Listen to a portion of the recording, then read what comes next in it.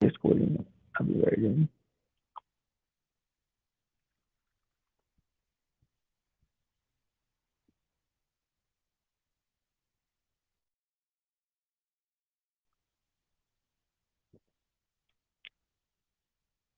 Hello, everyone. Welcome to our day. We're just chatting tonight. I'm going to be sharing the link to my StreamYard so everybody can hop in, chat, do what you want to do.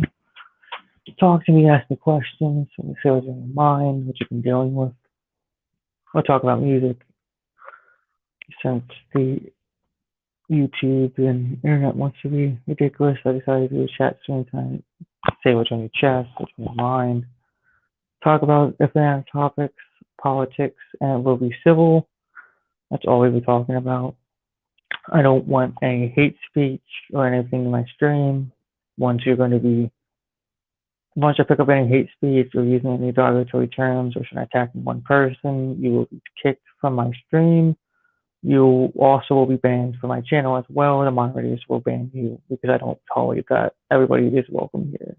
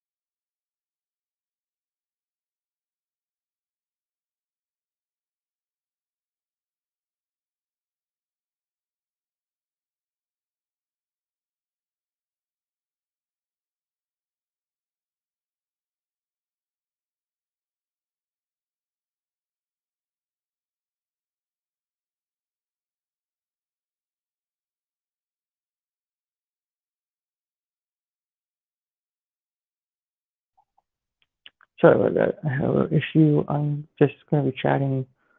I'm going to go into add guest. So give me a link, invite guest, copy clipboard, and we go over and copy and share to YouTube.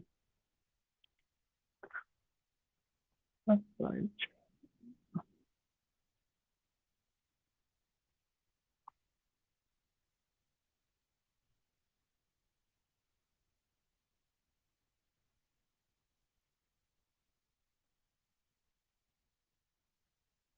The reason won't be pin that, but that is my link to join the chat. I'm just chatting about things in life in general, or anyone want to ask if you please leave a thing. I'm gonna start off by talking about like what's going to be going on at the channel, with the growth and everything, what I expect, what the channel's about. People want to know if I'm going to be doing reactions or if I'm going to be doing other things, yeah, and stuff like that, and what the expectations are as me starting off my channel and, and stuff like that.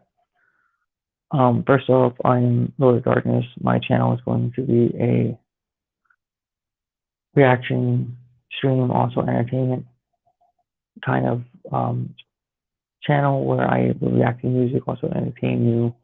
I'm going to be giving weekly updates around my channel, like a stream like this, along with inviting my community as well to join me and talk about what's going on, help stay together, ride or die, stuff like that. I don't know, like, how people are joining these yet.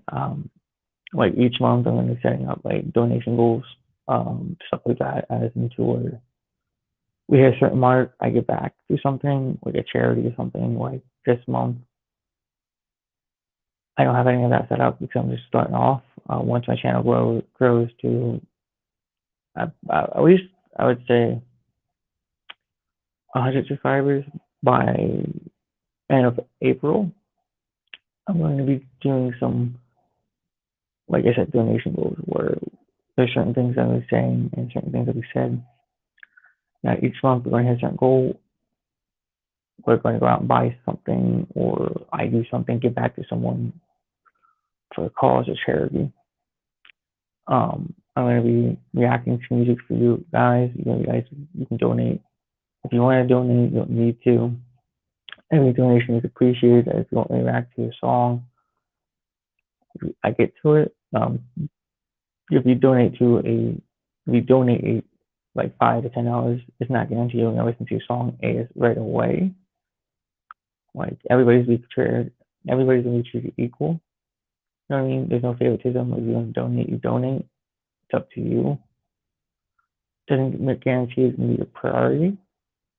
Don't know, like to get your track up there. That might change in due time, but right now everybody's gonna be equal and fair. Like what I do and don't tolerate on my channel is, like I said again, hate speech. Anyone bringing people down, anything like that. That's what I don't tolerate. The moderators know when enough is enough. I have two right now that I trust fully. One is Melbo, the other is Jason JV. I trust them to death with my modding positions right now. If I grow more, I might add more.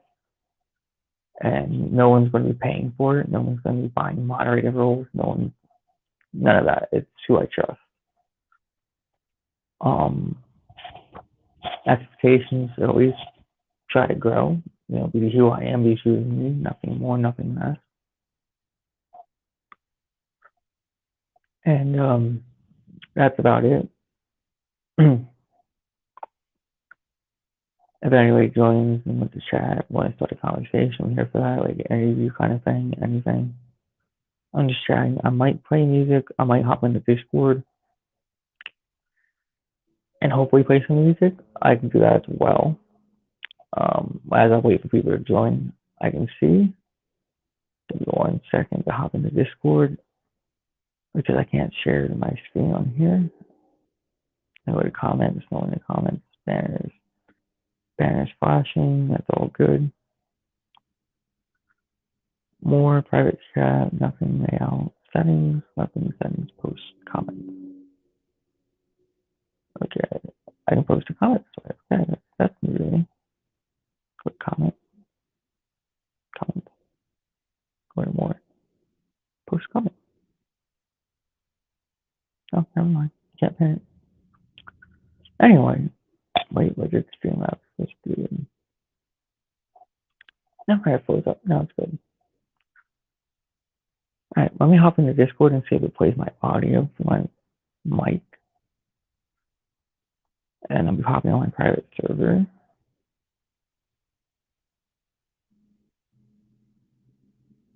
Going down to my things here.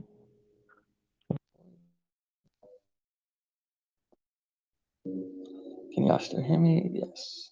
Over here. I'll jump in here.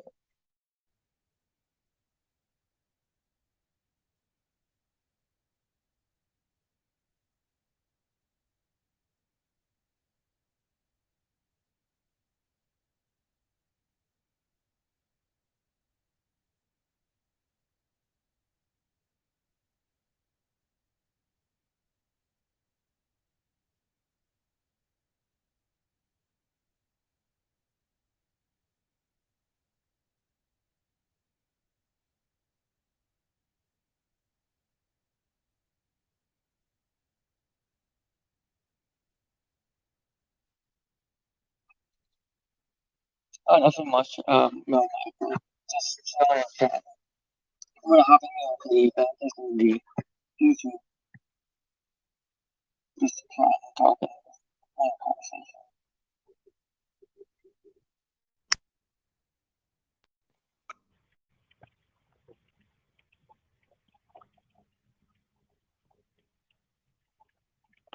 conversation.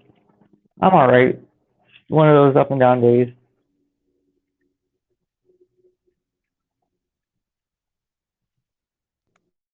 While you asked that, if you wanna hop in, I posted the StreamYards in here if you wanna chat. Give me a second.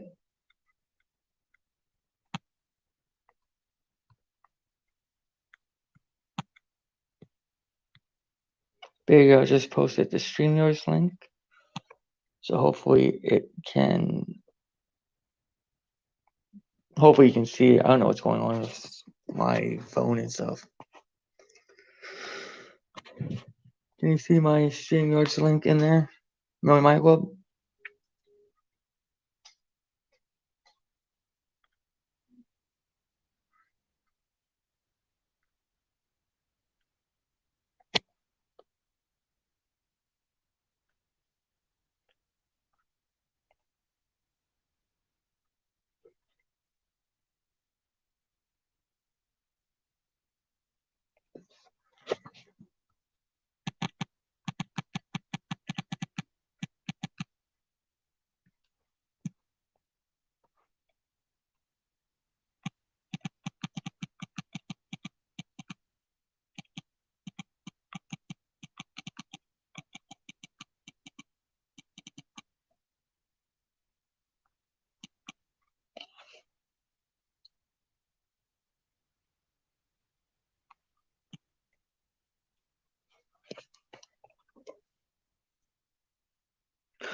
Oh, sorry.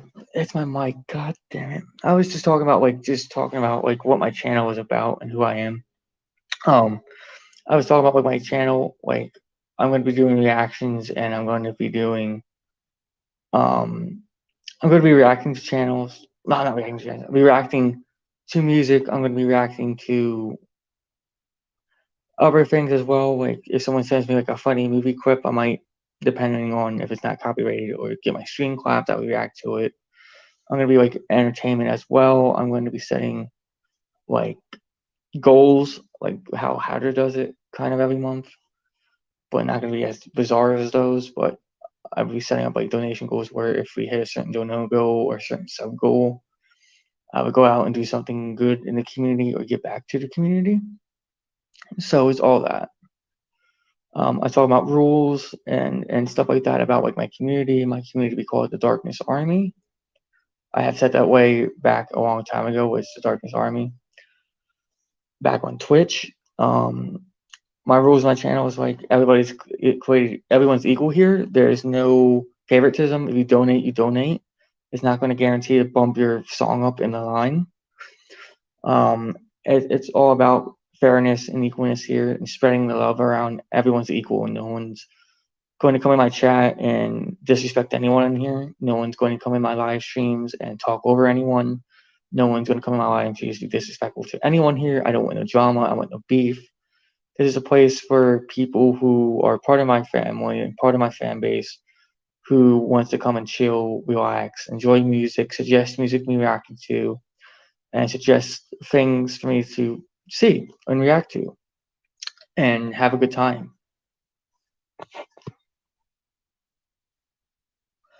And everything else. It's just all that. Like if you want to share this and stuff and tweet it out, and stuff. I'm trying to get more people in here, more people to sub. I'm working on that. My sub goal for the month, just to get me off, is 100 subs by the end of April. I'm not expecting nothing more because I'm a small channel, and I haven't really have any content out there other than my reputation in other communities to like help me build it, which I don't want to really use. I prefer to just be me and grow it slowly. But if you guys want to support and ride and die for me and help me grow it, that's appreciated. I don't expect it. That's the only difference between me and some other communities. Like I know Alpha tries his best. I know JJason3, no disrespect, all of them try to organize their channel and set boundaries, rules, and stuff like that. No bad mouthing at all. It's all love.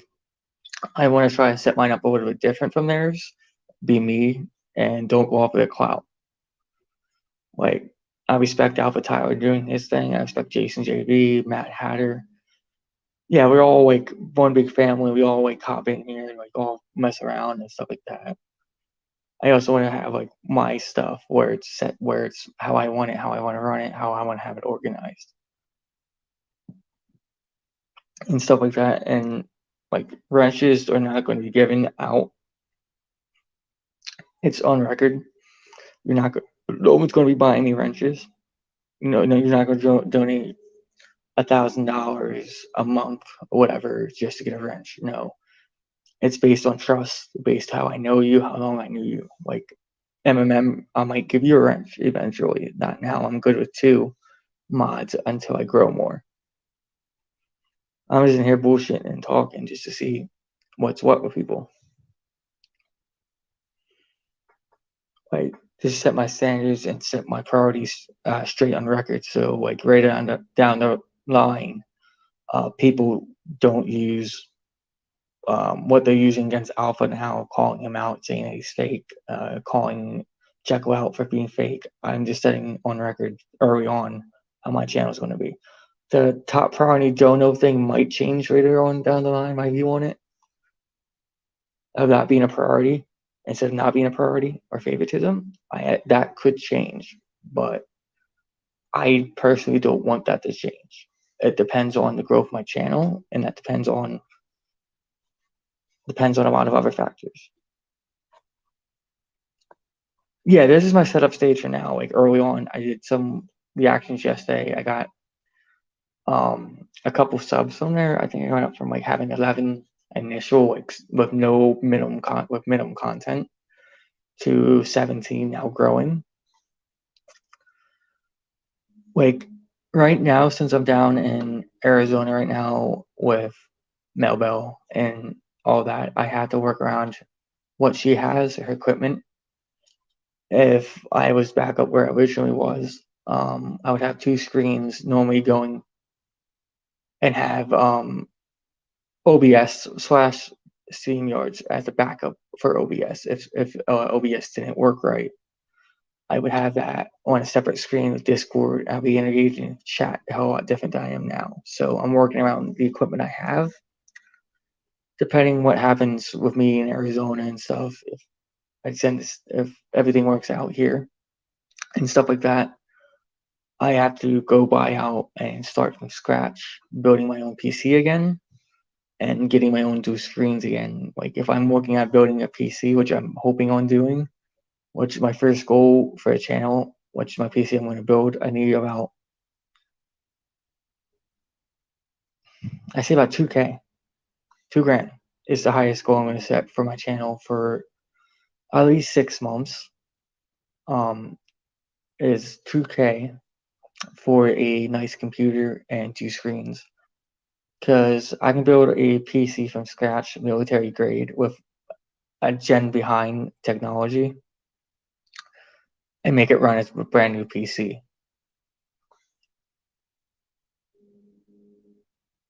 And have each monitor I would buy would be $500 a piece. That's when another grand comes in. Like, I can build a PC that's for 1K and it works like a Alienware. It's not the same, but it has the same feel. Like in that 2 grand, I won't touch until like that money that goes towards that goal. Like if you donate towards your PC goal. I ain't gonna touch that money until I get it. Like I have goals and stuff I want to do. Like my channel is all like I'm not putting like I'm gonna put money into it, but it's gonna be community money. If you're going to support me, all donations, all the love, it goes to what you guys want. It's not really me. Like me just getting this set up. It's the only thing that's gonna be for me. All this money is like you guys tell me what you want on this channel. I'm gonna make it happen. Like if you want my money goes towards me, you can say, hey. No, it was never military MMM club. There are some companies out there. I think it was. Give me a second to remember. It was some kind of motherboard I used to have that my grandfather found on Newegg. That ex-military members made the motherboard and encrypted it with not the latest military encryption, like a gen behind military encryption motherboard.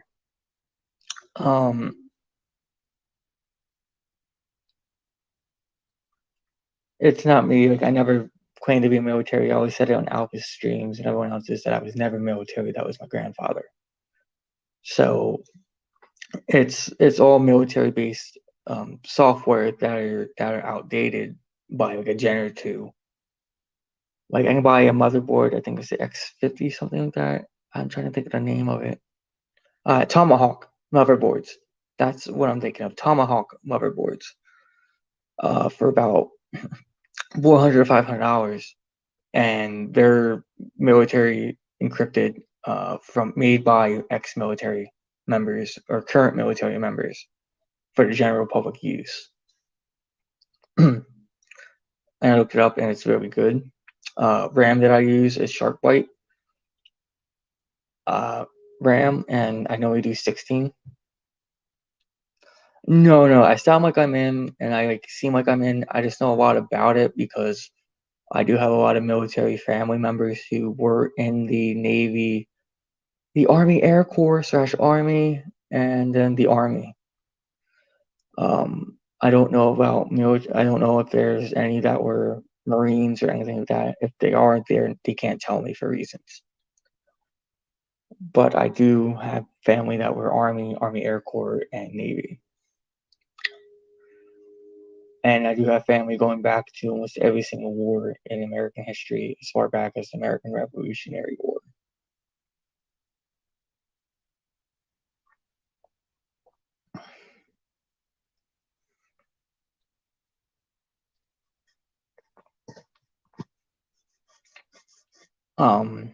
Like other small goals is like just whatever you donate. I appreciate it, and I might use it for personal stuff, but I try not to. If someone tells me donate it for something like a charity or something, I give it to a charity. Thank you, MMC. I appreciate that. Yeah, my grandfather, who's still alive, that I talk to almost every other day or try to.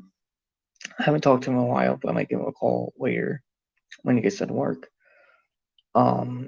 He served in the Vietnam era. He was the last drafted class from Fort Dix McGuire Air Force Base, back in Jersey, and he stepped foot in North Korea, not North Korea. He stepped foot in Vietnam. Did a political stunt for Johnson, then was shipped over to the 45 parallel, aka the DMZ zone, in Korea. My great grandfather was a soldier in the Army Air Corps ish. It was a merger thing. And he fought in Italy on the ground. He was a combat medic with my uncle who served with him. And then I had my other grandfather from my stepfather's side, who served in the Navy. I don't know. It was I don't think it was the non-Marine. I forget which one he said, but he served in the Navy. And then according to my ancestry from my grandmother's side, I'm related to John Adams and John Quincy Adams, two presidents, which helped in the Revolutionary War. And I do have family in Germany who did fought on the Axis side of things. I'm proud that they did, but also ashamed. Like I'm proud that they supported the country, but I don't support the movement that they were fighting for.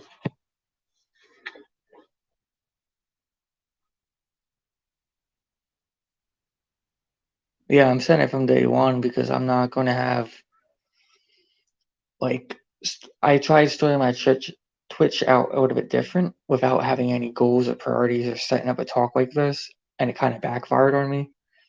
Yet again, I did grow it to 30 subs. I'm like only halfway to getting some kind of ad revenue off of it.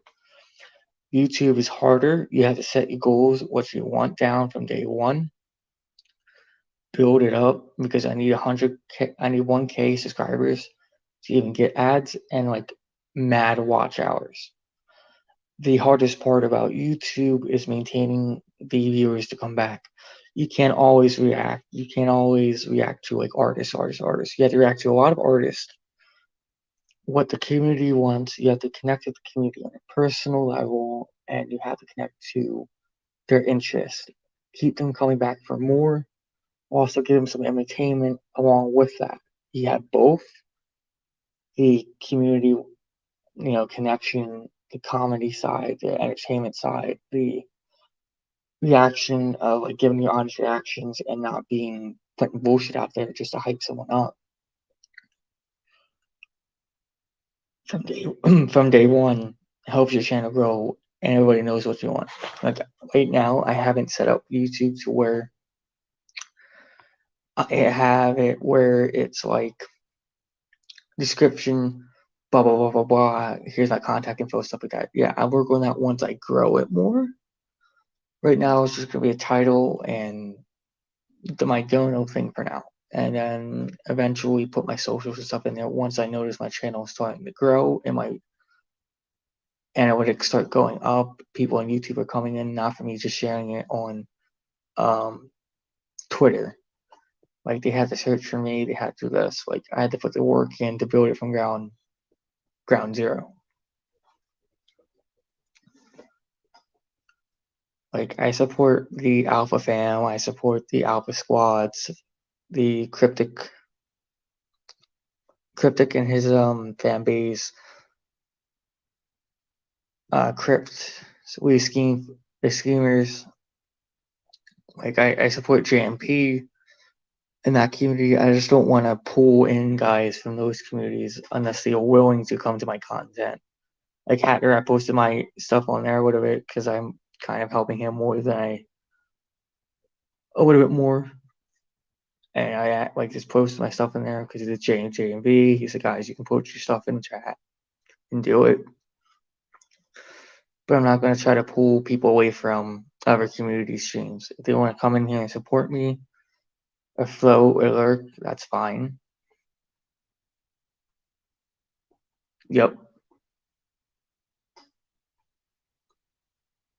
Yeah, that's pretty much what you are. You're a content provider. What you do is you're signing up for the terms of service on YouTube, saying blah blah blah blah blah. Here is their contract. Now it's up to you to grow and to do view and see what you can put out there. It's like YouTube is a pretty much TV platform at this point. Like everything's going streaming nowadays. It's stream. So I'm checking my own TV station, like my own radio station, my own this and this and this. Like I don't even have like a legit like I don't even have legit like art for my thing. Like I haven't reached out to anyone that does art to do, hey, can you create me my LOD name? Like can you create something for me? I haven't reached out to anyone yet. Like I'm going to. I might start doing that now. I do have a friend in Canada that can do it. If Melba is willing to do it, she can do it if she wants to. Like I don't force people to do anything for me on my channel. I try to reach out to people, make connections, see if people want to help out. It's really anyone that helps me with my channel growth or helps me with my name, the brand that I'm trying to build, the LOD. Everybody knows who sees my face. I don't mind showing it again. Like all that, like entertainment value, people are going to be there from day one, ride or die. Like this is going to be not just my channel. It's going to be the Darkness Army channel. Like what you guys put in, it's what you're going to get. You tell me you want more entertainment, I put more entertainment. You want more reactions, you get more reactions. You want more chats, like personalized chats, one-on-one with the community, you get that. You want updates, you get updates. Like it's about what you guys want, not what I want to do. I can do a lot of things. I can turn this into just egotistical. I do what I want and you obey. I won't do that to this channel. This channel is going to be completely community based where it's open. Everybody's going to be put in and I'll weigh the factors of what the majority of the community wants. Like one day I can do a community stream, next day a reaction. That's how this is going to be built. People from the bottom need to understand that you have to come in this with humble mind, set your priorities straight, and don't go back. Everything you say, like how your channel is going to be, have it recorded. So no one later on calls you out for hypocrisy. Like everything I'm doing on this channel is going to be an open book.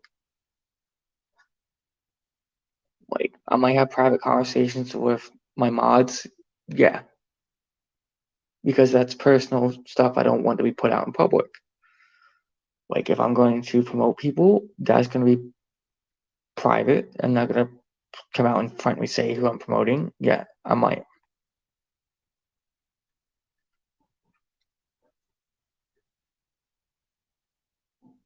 Yeah, that's what you have to do.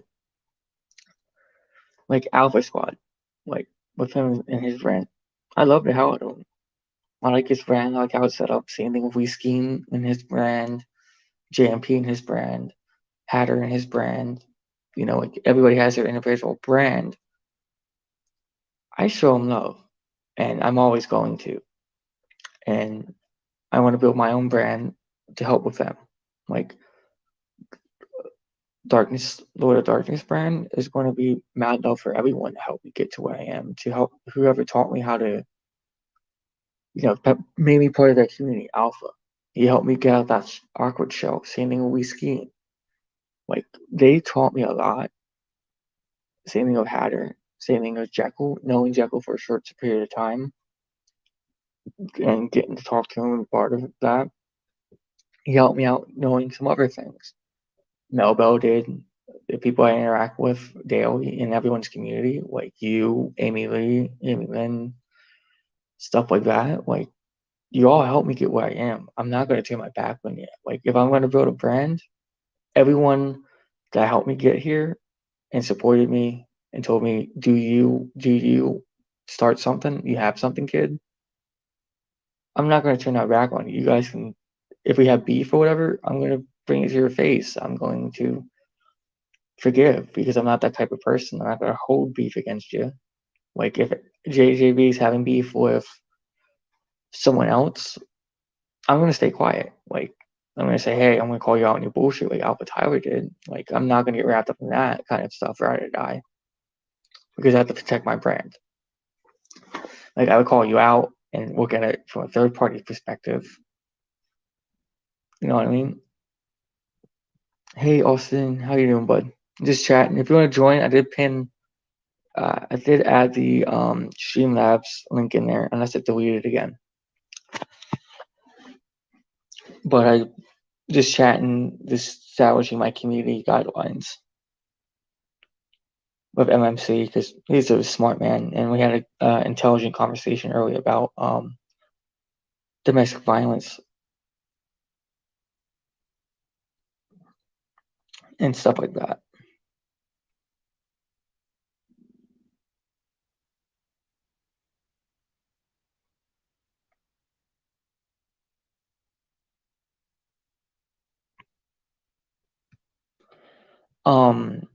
Regarding moving forward with my channel and setting all this up, yeah, I'm not gonna ban anyone. Like Austin, I need you to use schemes community. You're a schemer. I'm not gonna ban that family once I grow my brand. Like if Scheme wants to come on my channel and want to interview or just want to stick around on a chat, sure. Same thing with Alpha or anyone that I met. Even Matt Hatter, like how our chemistry is. You've seen us on his streams a lot. Like when we were doing that interview a week or so ago, we just connect. We had the connectability, the comedy side, busting chops.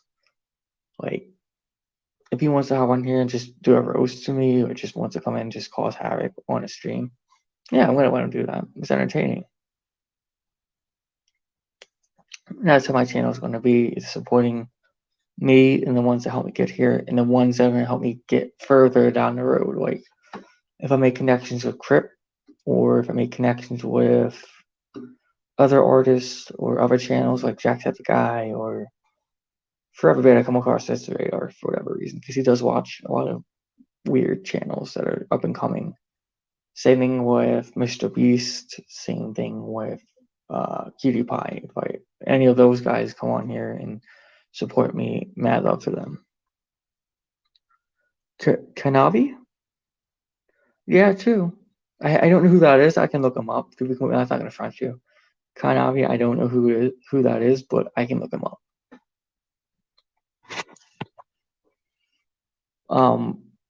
But there's a lot of people that help me get to where I am, and much appreciated. Like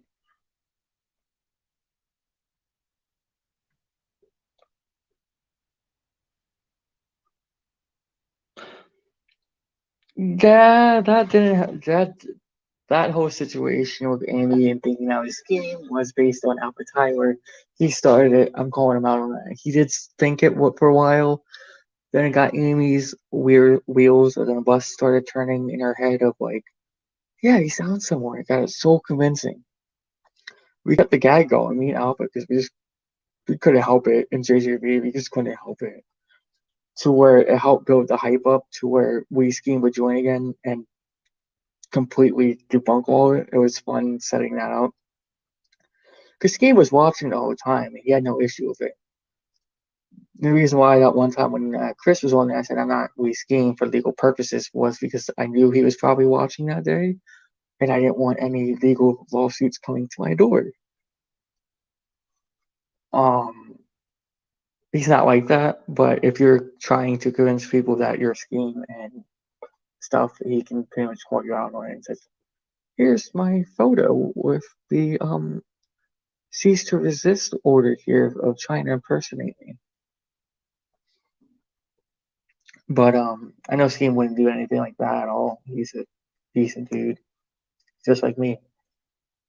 He understands the streaming part, he understands the business side of it, and he understands the music side. Like with him, he knows more than I do in music. He has a music degree, and he also has some, I think, like a associate's degree in psychological or some kind of like degree like that. I'm not 100% sure on it, but he knows what he's doing, and I appreciate the hell out of him. Albert Tyler being a DJ, him just being him and a decent person, him creating music. Appreciate him being part of my um, family, part of being him and making that connection. I haven't heard Cosmic Drake. Like, there's a lot of new artists that are underground that I haven't gone to yet. That I'm starting to notice, like Nobel and Matt Hatter and some other guys are starting to react to some of the guys I never heard of before that I want to react to and start knowing.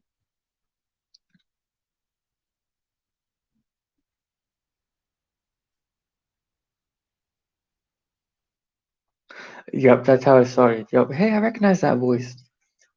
Like because the whole gag was it was behind the We Scheme thing was I kept my voice calm. Like I didn't raise it, I didn't lower it.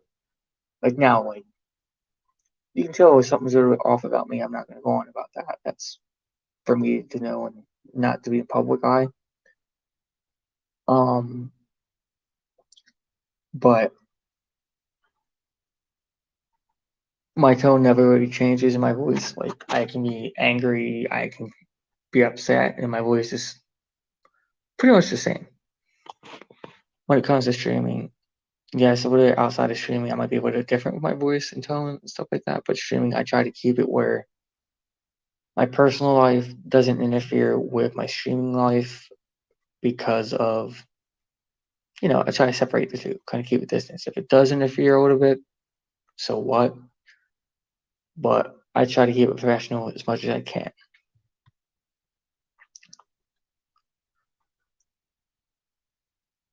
And I agreed. I ran with the hate font with that one as well with Scheme's voice.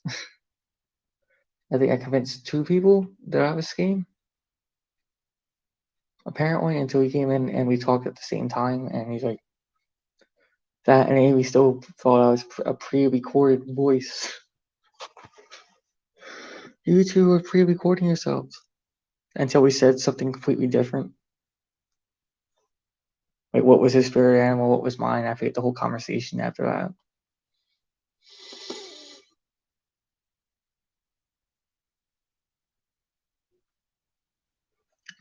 like up and coming people that I'm doing now, as in like how my channel is going. And what I've been doing lately, since I've been MIA a lot in a lot of communities and stuff, what I've been doing currently has been pushing out Mad Hatter, trying to help him grow.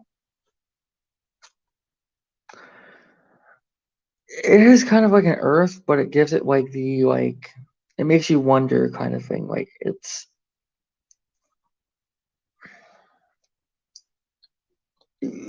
up to your imagination how you take it. Like with me, I can tell you it's like a realm kind of thing, where it's like it's darkness, like the Earth covered in darkness, and it's kind of like good and evil fighting right there. The different shades of purple. It's like different parts of darkness, and it's kind of like the lighter side is darkness for good. Like you use your darkness for greater good, or the dark purple to me it represents using it for pure evil, and they're kind of colliding right around Earth.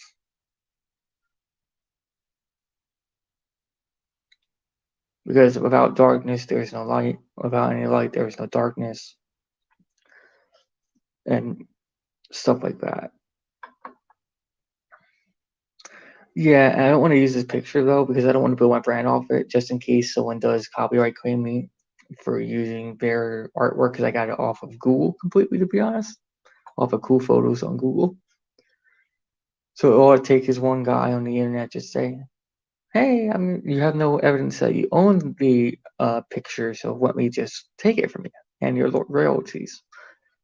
So once I find artists or talk to some people and see if they're going to put some artwork to it and give me a document saying or a statement saying that I can use their artwork with royalty-free artwork and I own the rights to it, just to make sure I fully have legal action of this is 100% mine and it's no one else can use it but me for merch and everything else. Because I'm setting up merch down the road. Back to what I was saying before that convo was I've been promoting the guys on Twitter. I've been promoting Alphabet. I've been promoting Cryptic Kairos. I've been doing that because Mel Bell introduced me to some of their music. I talked to them like in DMs and stuff like that about like, hey, you're very good and talented. I'm gonna push you out there. No, I haven't checked out your channel, Mel Michael. I thought you didn't do any content. That comes new to me. I thought you just created the Watch Alpha stuff, but I can check you out definitely. I didn't know you put your own content out there. That's new. I check it out as soon as I get done streaming. To be honest, MMC or MMC. I definitely check out your content. I've been also promoting Mad Hatter Reacts. I've been promoting a little bit of Alpha Tyler, a little bit of Scheme every once in a while on Twitter. I've been trying to promote Jekyll and JMP stuff as well. Also been trying to stay out of some beef as well. That has hopefully been squashed. We have to see. Because something was brought up, something happened, my name was brought into it out of the blue, and I'm over and done with it. I don't care. It's squashed. It's squashed. Just putting everything out there in the air here on what my channel is going to be, so no one can use it against me later on down the road because of that one situation that I'm letting go. Like I've been really considering putting in time and energy into YouTube with this channel because this is my secondary channel. Reason why I had that one bad reaction to RoboCop versus Mallcap, bad quality content mixing. Same thing with the gaming videos that I have on there. It was mainly used in my backup to secondary channel, which now is going to become somewhat of my priority channel now for music wise. And then my Twitch might be a mixture of everything of reactions, gaming, possibly community streams as well on there, depending on how that grows.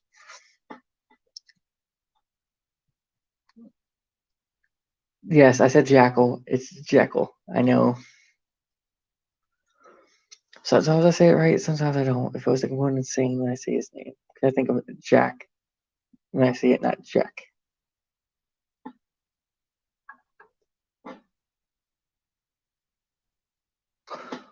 Jekyll is a reactor, and he is also an artist and producer as well, and a promoter as well. He's part of JMP.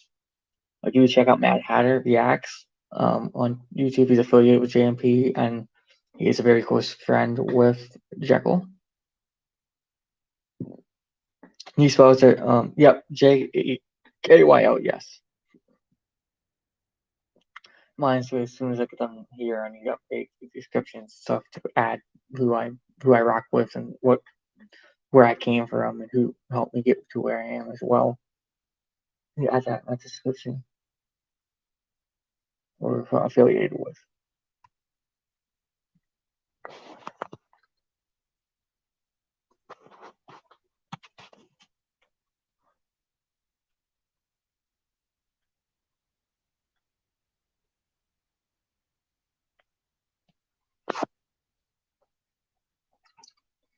Hopefully Amy or someone jumps in here as well, but I just want to see what everybody's thought is on it. Alright, night Austin. Hopefully you can jump in for more. I'm hopefully going to put out more reactions done this week after this. I just want people's opinions and thoughts on it. Yep. All that matters is like who can do for you and stuff. Like, I've been doing a lot of things for a lot of people, and everybody says that they're gonna do something for me when I do it.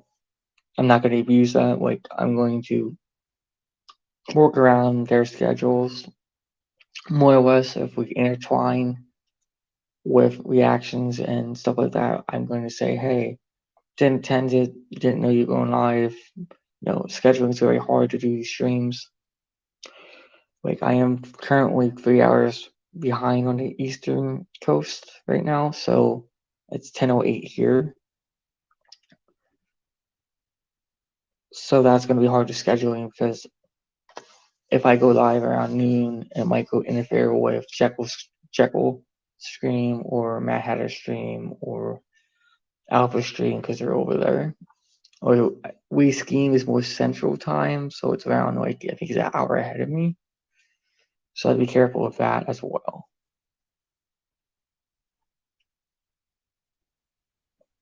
So scheduling is going to be my biggest issue around people.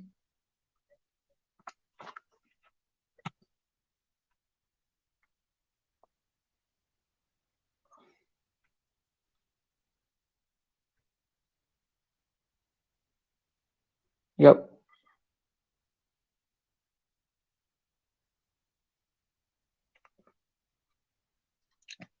Like I know how to promote people and stuff like that. I know how to build things from the ground up. That's what I'm doing currently. So yeah, it's just when you come across someone, you share the info. Yeah, that's what I'm gonna be doing when the time is right. I've been sharing info with people on how to help me get some of the resources I need to start all this up.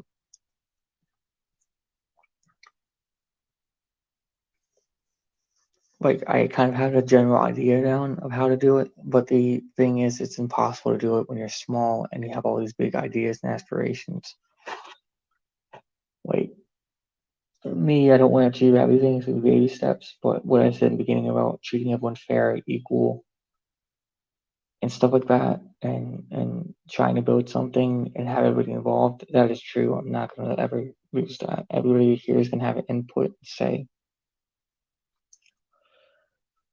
And depending on my decision, it would create it.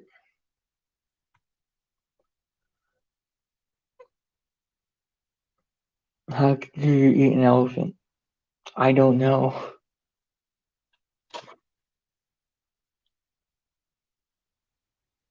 no one really eats an elephant. They only use it for the ivory. They use it for what it's worth. They don't eat it.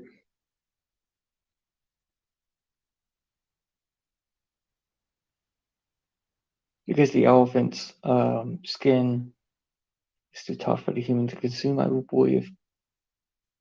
The only reason they kill an elephant in the first place is for ivory, nothing for survival.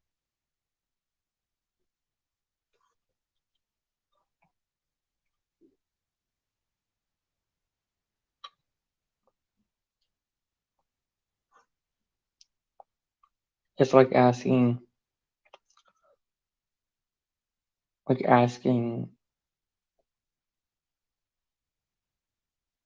like which animal would you never find in a circus?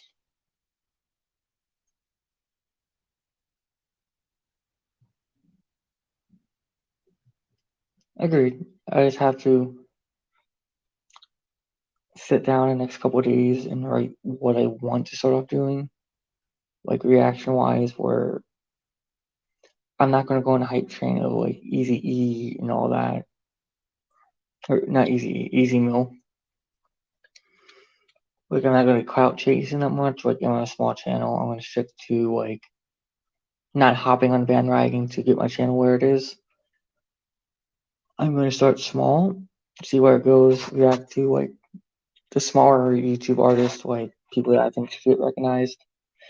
I might do like Real Young Swag. I think he's on my radar as doing something as big as like not really clout chasing, but getting some recognition as well and putting him out there. Like I said, Applebite, Cryptic Kairos, they're definitely going to be featured on my channel with their music, and especially when they come out, Crypt as well, because Crypt is awesome. If Scheme releases stuff, of course I'm going to put Scheme on here. I'm Brian I'm a Schemer. I love him to death. Love his music. I don't like every song he has. I like, he's hit or miss some songs. Pun intended, hit and miss. Um,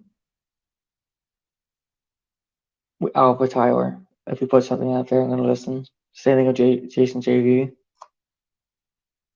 Same thing with Jackal. I know he has a new album coming up soon. He's going to react to some of his stuff. There's a bunch of other like I think DK. I think I'm gonna react to as well. I think I'm gonna react to like some anime rap stuff. I might not get all the references. I'm not a big anime fan yet. I'm still avoiding down the rabbit hole of anime stuff. Only anime I really know is pretty much Dragon Ball Z, Yu-Gi-Oh, Pokemon. But I enjoyed a cipher that I reacted to last night based on anime. I like the artist's flow. I liked how the rhyme scheme was. Like that's what I look into. I don't care if I don't know the anime or what the anime bars reference or. I care about the quality. I care about hit or miss like raps and beats. Like if I listen to a song that is not about anime or doesn't, or it's not an ERB or something, and they actually spit bars and tell a story. Yeah, like ERBs to me, I might react to. I heard all of them pretty much. So if I want to react to ERBs, eventually, not now. That's something I can do later on, where I kind of figure which ERB is what and what the content was on it. Entertainment wise, I haven't figured out like what I want to do for entertainment. I knew the donation idea was good. About setting donation goals for a community based decision, not embarrassing me, but what you guys really want. I would take in consideration and make a decision if I really want to do it. And if you guys are really pushing it, it'll be on the list.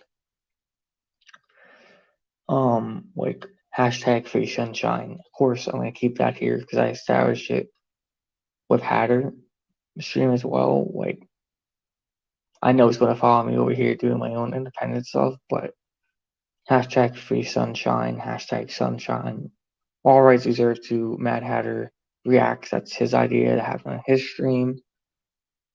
That's all his content. So if you guys want that, that's up to Hatter. And if he wants me to use that on my own stream, I'll write to him.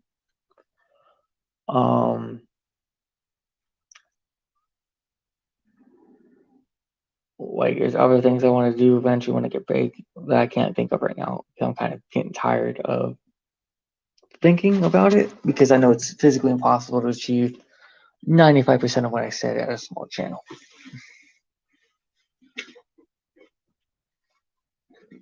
And like you said, one bite at a time, so you grow your channel one step at a time. Like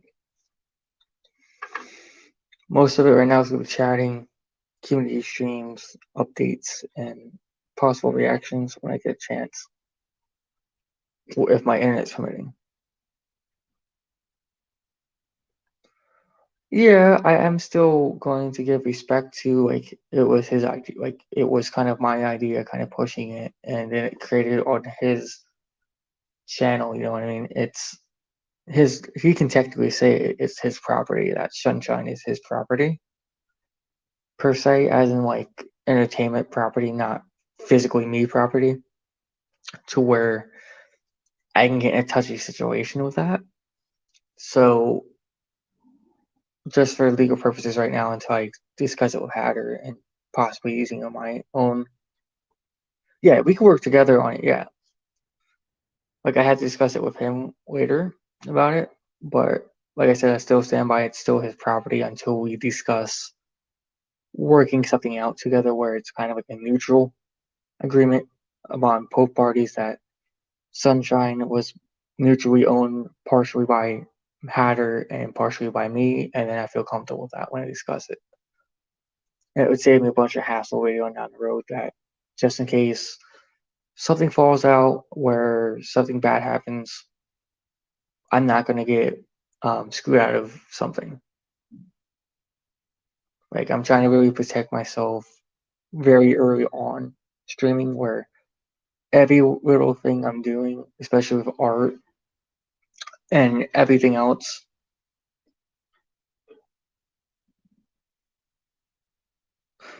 agreed. I got Amy's brain going on, yeah, where it's like just venting and trying to figure all this out.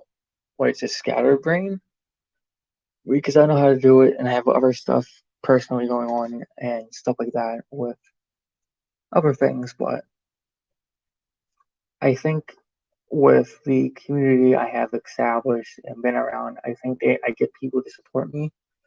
I know if Amy was awake or if Amy knew I was streaming and isn't in another stream, I know she would ride or die be here if she's a sub to my channel. I know if Tater Monkey wasn't another person streaming, I know she would come in and say, "Hey, check in on me. Hey, LOD, how are you doing?" Or pop in and say, "I'm just gonna give it a like and share it, or chat for a minute." I know Alpha would do the same. Jason JV is a moderator. He came in here the other night, immediately like started chatting with me. Melbell came in the other night, chatting with me, giving me song ideas and requests. I had a couple random people from Twitter that I shared and people retweeted to come in, share me a couple of things, gave my honest reactions, what first came to my mind when I heard things. I have that going. I gain subs that way. I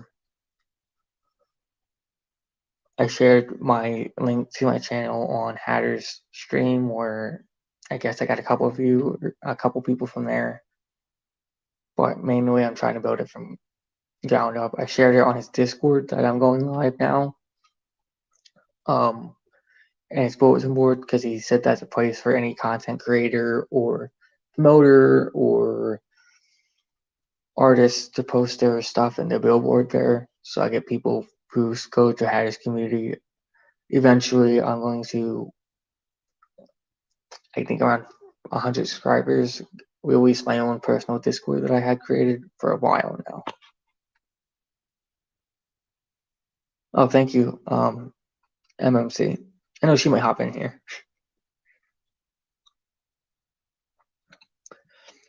But I have all this set up and working well, as in Streamlabs.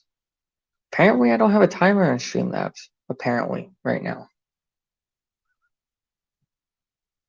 Like, I was checking, like, when Mad Hatter and all of them are talking about like, oh, there's timers on Streamlabs. I'm like, I'm looking. I don't see no timer for like hours per use.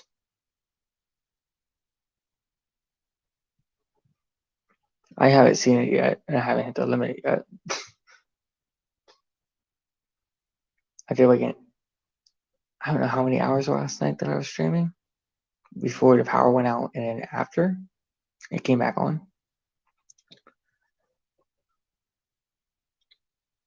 But someone said it was like 5 hours max. So far, I haven't seen that come up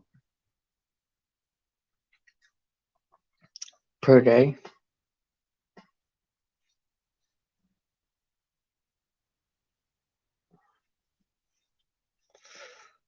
But I'm doing very well, and appreciate you guys coming out and stuff. And don't know what you want to talk about, MC. You want to talk about like some artist or something?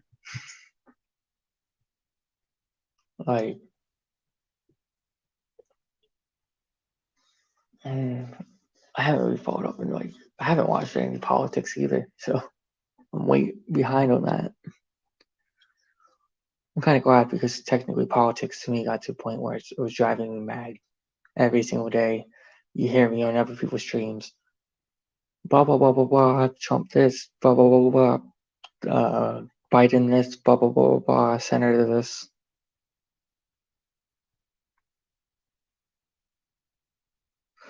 I was thinking Buckshot as well. I don't know yet. I don't want to like go in there like, hey, I think he's associated with JMP though. Buckshot. I could be wrong,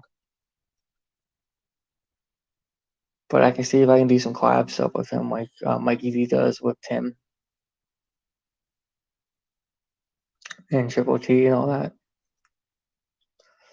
I know Hatter and me would do some things together as well. I know if I asked Alpha to do some things with me, he would. Scheme is a little bit harder. He's more stubborn to try to do things with. He's like, what's in it for me? What's in it for you? Who's going to pay me what kind of dude? Not bashing him, but sometimes money runs the world. But I think if I really ask Scheme, like personally, like, hey, would you help me grow my channel? Like personally, he would do it. But I know, like, with a feature or whatever on my channel, I know the other night, Alpha and I would bust my chops saying, Scheme charges $100 for a feature, or for a song or something like that, or for a bar. If I ask him to do something for me, he might just do it. Because I remember I asked him to come in my, I had Caroline Hefner and a couple of schemers to DM Scheme or to ask him to join in to the Hatter stream for me, and he just did it out of kindness of his heart and respect for his fan.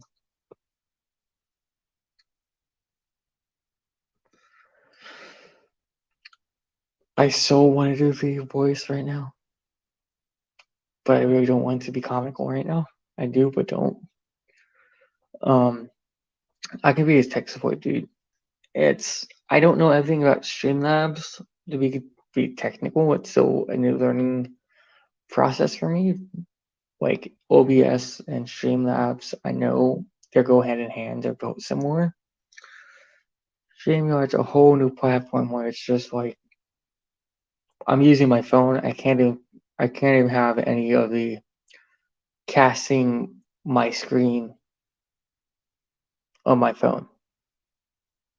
It won't let me do it. Compared to if I'm on a PC, it lets me cast my screen on my PC.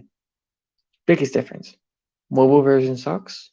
PC version better. OBS, you can have it on your phone, and it records your screen off your phone to play like mobile games and stuff like that. It does the same feature as it does on an actual computer.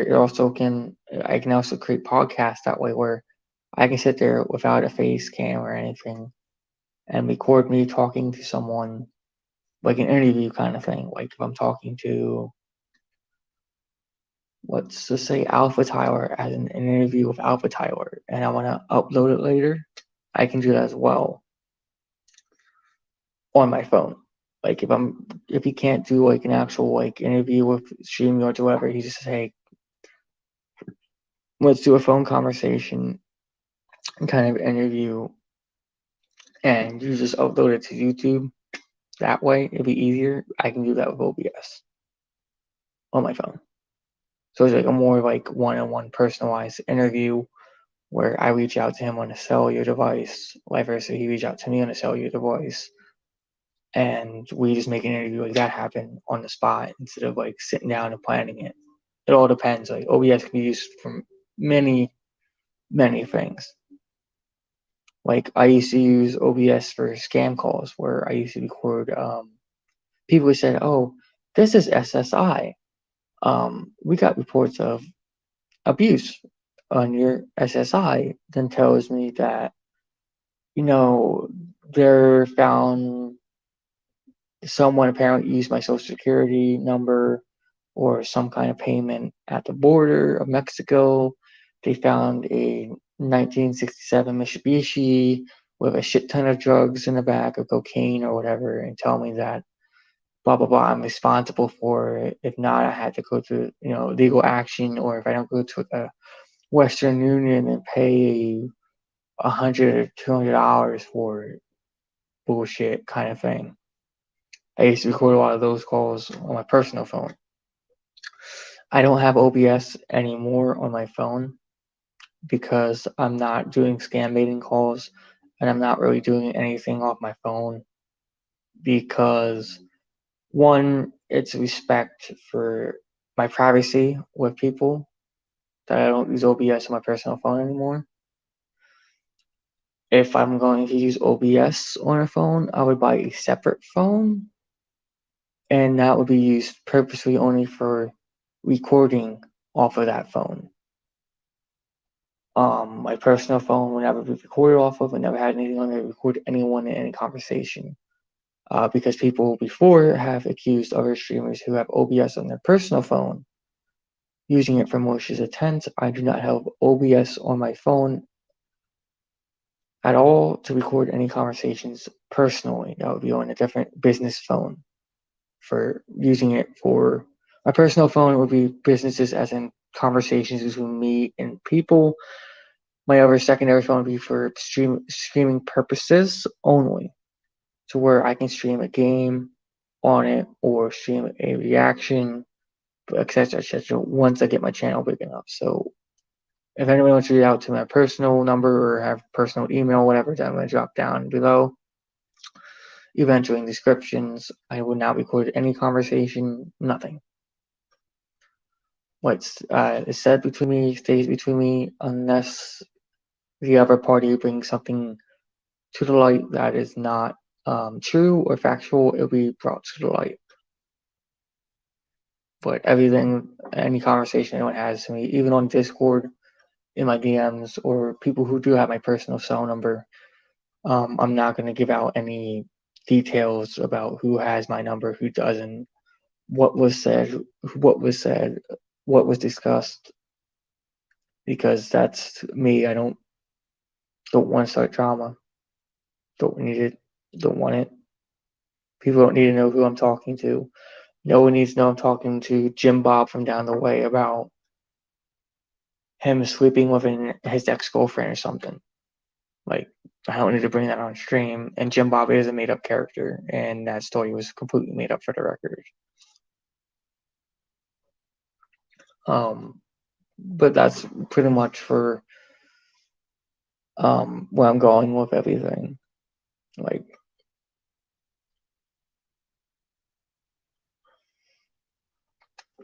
MMC, when I check out your content, I might want to do stuff with you, or see what you do. Like, I'm really tech savvy in some ways, and in a lot of ways I'm not. Like, if you ask me how to code a computer using JavaScript, it's going to take me a while to figure it out. Like, I can figure it out, but it would take me a while to figure out the coding, figure out how you have to input certain things. Like, you tell me how to do Windows R, which opens the run box, type in command prompt with certificate access administration, do #netsat. It shows everything on your Wi-Fi. Like basic stuff like that I know. Basic tricks and shit, but nothing really in depth of like, there's ways you can create malware on a notepad with coding and stuff like that, but I'm not going to use any of that knowledge or discuss that knowledge with anyone. But there's a lot of tech things that I know that I shouldn't know, and there's a lot that I don't know that I should know. Like if someone asks me they don't want to pay to reinstall Windows on their PC, like Windows 10, but they're having issues with it. I'm telling you, there's a free way to do it. You go to Microsoft.com, blah, blah, blah, blah, blah. There should be a free way to just reinstall it and without using a license key. All you have to do is just log in with Microsoft and you'll be completely fine. Because your code is synced to your Microsoft account. I can technically write I can write a computer. Give me a sec. I can write a computer that I found on the street or something. Completely like reinstall Windows on it and just put like my personal like email in and log into it, and it links that key to it.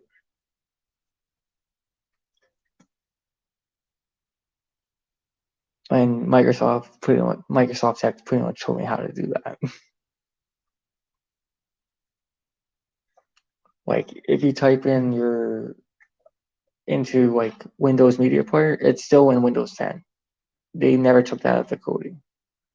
So you can still technically bootleg CDs. You can technically burn them and rip them directly from the Microsoft coding itself. Like they have the newer version of Media Player. The old version of Media Player is still there, but you can actually burn stuff.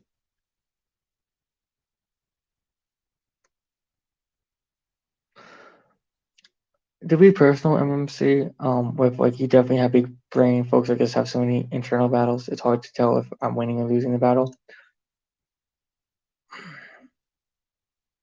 Completely honest, I have a different presence when I'm on stream than I do when I'm off stream. I do have my own battles that I do go through. Like everyone else, I do have times where I overthink situations, where I doubt myself, where I think certain situations in my life are going to be different because of my own personal issues and self-thinking. Like mainly a lot of reasons why things don't work out for me is me overthinking in a lot of situations instead of just going with the flow. That's half my battle. And dealing with other like the abuse stuff that I told you guys about today, still a form of like PTSD from it. Like you can't forget about it. Like the shit I witnessed as a kid, shit that I've been through, shit that I've seen up until I was pretty much 22 years old. Still 20 and 12 to 23 still. Because it's not like I don't know, like I don't get, like I know what's going on, but I refuse to ignore it. Like I know I refuse to see it, not refuse to ignore it. I refuse to see it. Like right now, I know my mom's having an argument with the abusive stepfather with drugs and same thing with my uncle who lived with her. Like I know I don't have to be there and call them or talk to them and know what's going on. I know my grandfather is trying his best to do him and help her, and me just being me and living my own life and kind of cutting that tie off completely. Like I had to deal with all that. Like that's my biggest battle is it's dealing with that, but overthinking situations. I cut my mom out was half the battle. The other half is me overthinking and not reliving or stuff like that. Like when I tell people I love them, or I tell people that I care, that I'm ride or die for them, I'm their friend, and I don't have hostility towards them or jealousy, I truly mean what I say, because all my life I was told what I can and can't do, how I can feel, how I can't feel. I was always told that what I feel isn't right, what I feel is a lie, what I feel is not genuine. First time in my life where I'm away from people telling me what I can and can't be, what I can and can't do, where I'm never good enough, never was good enough, that I never could do things that I'm currently doing when I'm away. Big difference. It hurt. Like, it's opening to me. I accept it. And then what I truly feel is how I truly feel for the first time. If I'm saying to your friend, I really mean it. When I say I love you, I really mean it. If I say I trust you, I really do trust you with all my heart, or I trust you with anything, I mean it. I'm 23 years old. But like I said, I've been to hell and back in my life. Like 3 years old, going stuff with my sexual assault stuff with my first stepfather I ever had, and him abusing her, and I couldn't do nothing as a kid. I went in the foster care system when I was 6, into a group home. Like I'm not gonna talk about that. I'm publicly sharing it. It's not personal information. I went to hell and back. If you want to use it against you, go fucking head. I don't care. Like when I was 6, I was out of group homes protecting my brothers because of stuff that I went through when I was younger. Like seeing the stuff my mom went through, me and my brothers going hungry, me sneaking out, stealing food from stores, kind of like Aladdin in a sense, getting locked in my room with the door handles, seeing my mom getting a gun pointed to her head, seeing her getting stabbed while she was pregnant with a kid before leaving my ex stepfather, and him telling her, "I wish the baby fucking dies." Seeing her take the knife out and driving herself to the hospital and never coming back, and me getting jumped in the park because of my stepfather's friends, and I was scared to tell the cops where I lived because I was so very hurt, and them finding out that me not in a living situation, made out that I had a lot of anger and hostility. I was a devil's child. I've been out of psychiatric hospitals because of the anger and the trauma that I went through. It impacts your brain. It does. Because you're never the same what you witness when you're a kid. Most of your child development starts at age of 2 or 3. Like, I was a fucked up kid. Like, I was. The shit I've seen, the shit I've been through, like the psychiatric hospitals, I've seen so many suicide attempts.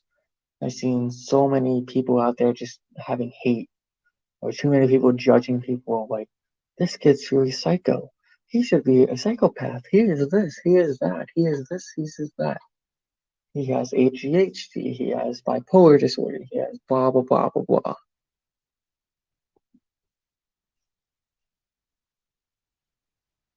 Yeah, I know that, Emily. Like, I've been through so much to where the point is, I know who I am. I know what I've been through. I know my purpose. My purpose is to really help others. Like, I noticed that every time, no matter how I'm feeling, if I'm feeling down, if I'm feeling angry, upset, etc., as soon as I go live or as soon as I interact with someone, I make their day for whatever reason. Like, I can go in there, joke around when I'm sad or upset, and I light up the whole room, even myself. I can go talk to someone, a complete stranger on the streets, a homeless guy or girl or kid. I just make their day for talking to them because I just have that energy around me where it brings them up. Like, I found my purpose of what the universe is, the gods or whatever may be. I'm not really that much religious anymore that I used to, because a lot of things recently opened my eye to other possibilities that yes, there is something above and something out there. Like the universe has a funny way of bringing people in, a funny way of people going in and out of people's lives. It's really true. There's some things I can't explain of how I felt, and some things that I've seen done in the last week that it's something. It's like my universe calling per se. Is that I bring joy to people's life. I should just be me, and people will accept me because of me. Like that's it. Just be me and stop. Even though I have internal demons, I just need to let them go. No one's perfect in life, and I don't expect myself to be perfect. Like I can't sit here as a streamer and say, I'm okay, I'm fine, nothing's bothering me. Like half the YouTube streamers are. I'm not like that. If something's bothering me, I tell you, but I try to hide it from you because I don't know if you're going through a bad day. I don't know if someone else is coming on here because they had a bad day. I kind of detach myself of how I'm truly feeling to some degree on stream to make people stay. Like I can talk here for hours, me just talking and being me or listening to music. I can go through 30 different mood changes based on music alone because of the vibe. But me being me and talking and seeing everyone else happy makes me happy. I can also be happy myself where I can just not talk to people completely and still be content. But I don't like doing that because if you isolate yourself from people, you're not going to be humble. You use a part of the humbleness within you. And I can't do that. Yeah, yeah. Are you in the guest area?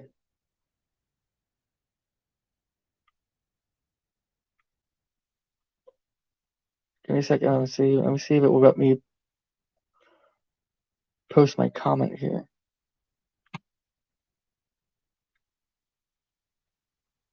There you go. It finally let me post it in chat. Join that MMC and see if you come in or not. I'm on my phone, so it's new.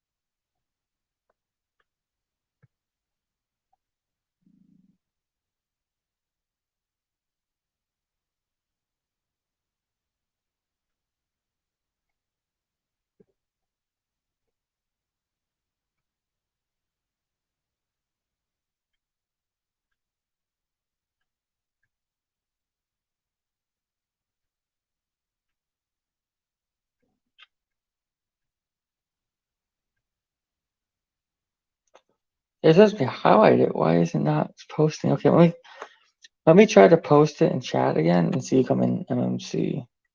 Give me a sec.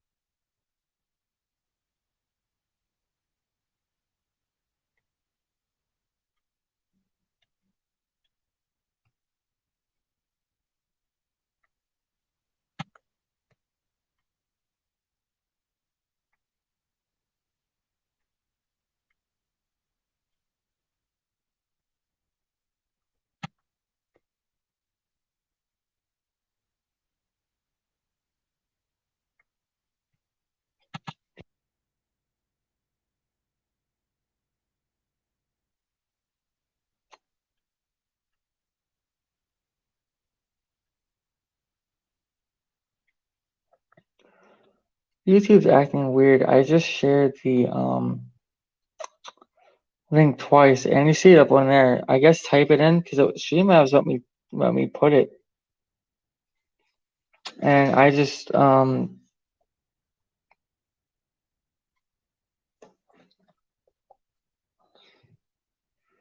Post comment again. Let me see if it brings it up again.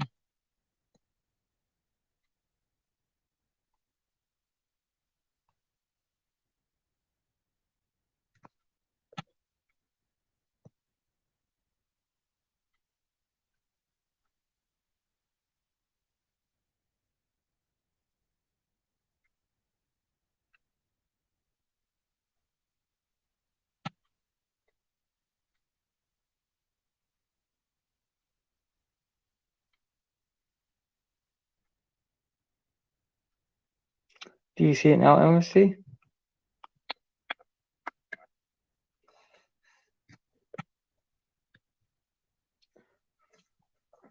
MMC, do you see it now? I don't know if you can see it or not. I posted it again. It's right there. It's posted again.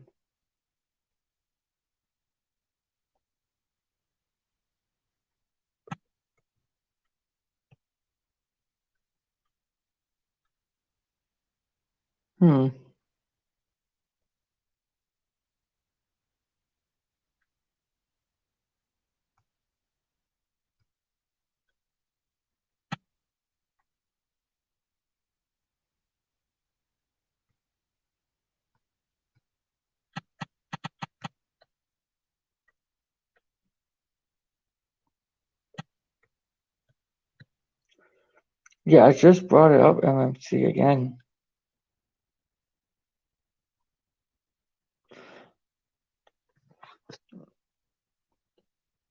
Yeah, I'm just saying, I don't know why it's not working. I tried posting it twice. And like I said, it's pinned to my stream here, like hbsstreamyards.com. If you type that in your web browser or whatever you're using, Million Mind Club, that should bring you right into where my stream is. Like it'll completely send you right to my StreamYard link of where it's at. Don't know why it's being funny. I don't know if you're on your phone or your computer. Just type that exactly how it is, and it takes you right into my backstage, hopefully.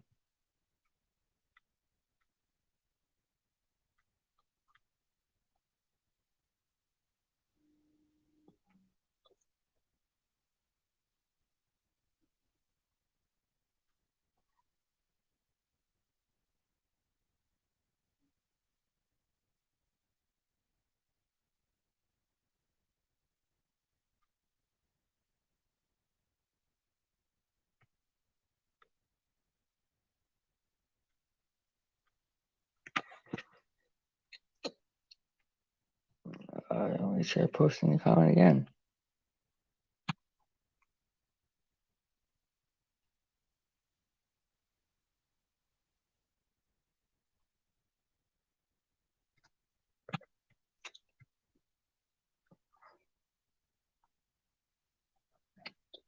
It's basically say hello, but I don't know why the link is not posting.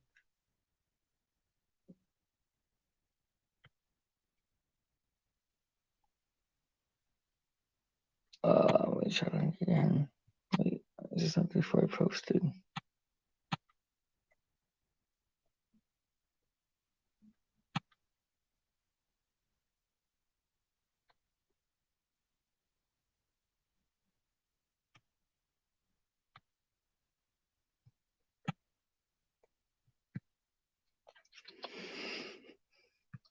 Yeah, I keep saying that after I post it, talk to you, it's posting it.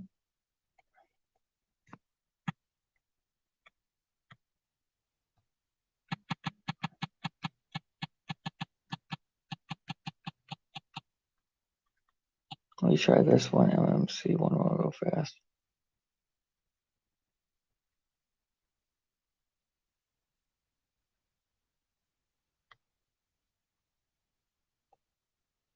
There you go, MMC. Fixed it, brother. What you have to do is put something in front of that. Join my stream.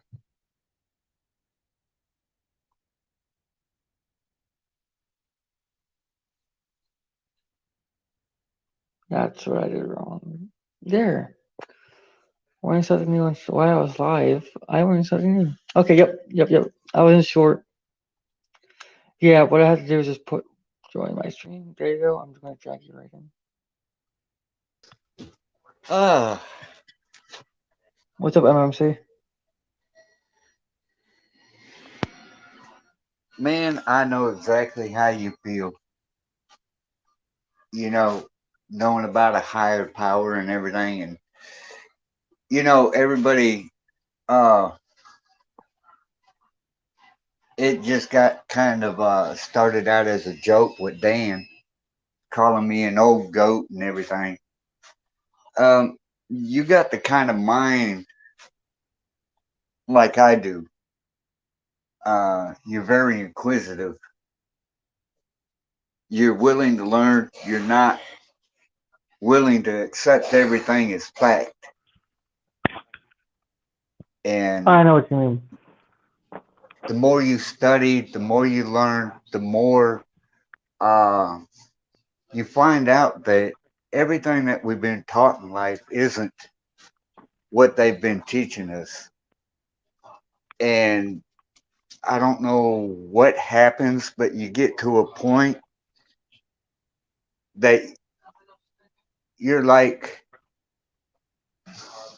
I'm in this world, I'm stuck in this world, but I know I don't belong in this world.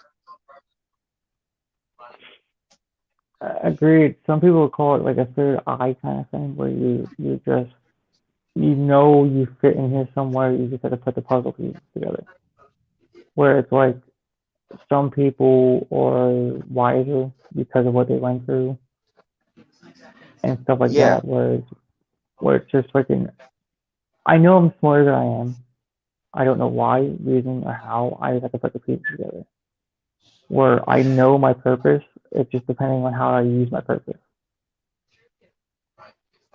and Like, well, what I've learned is, you know, the Bible is a great tool, but everybody misinterprets it and they misuse it, they misappropriate it, they use it to control masses.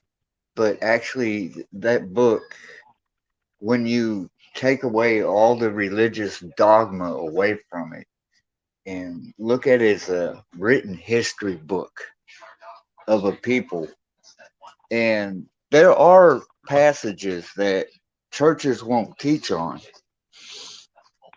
that are hidden secrets in the Bible that they don't teach because once they teach them, they know that you'll truly be free and not under their control anymore. And like that's what Christ was actually trying to teach everybody. agree to a certain degree. Even when there's a story about Jesus, the prophet, or Jesus, son of God, I don't know at this point. Like, to me, I think there's something else other than a God and being because it makes you question a lot of things. But there's a story about Jesus going to a temple, and it was about a temple of God, and he pretty much was not a holy man. He pretty much had showed anger for the first time and pretty much destroyed the place. The wrath of God kind of thing. Exactly. And I learned about Righteous that. Okay. righteous wrath. Mhm. You know the whole story behind it, the whole history and everything Yep. And the is betrayal as well. huh? And Jesus' betrayal as well. Well, actually it comes down and it actually relates to what we're going through with the government today with taxation, Mhm. fighting Roman occupancy.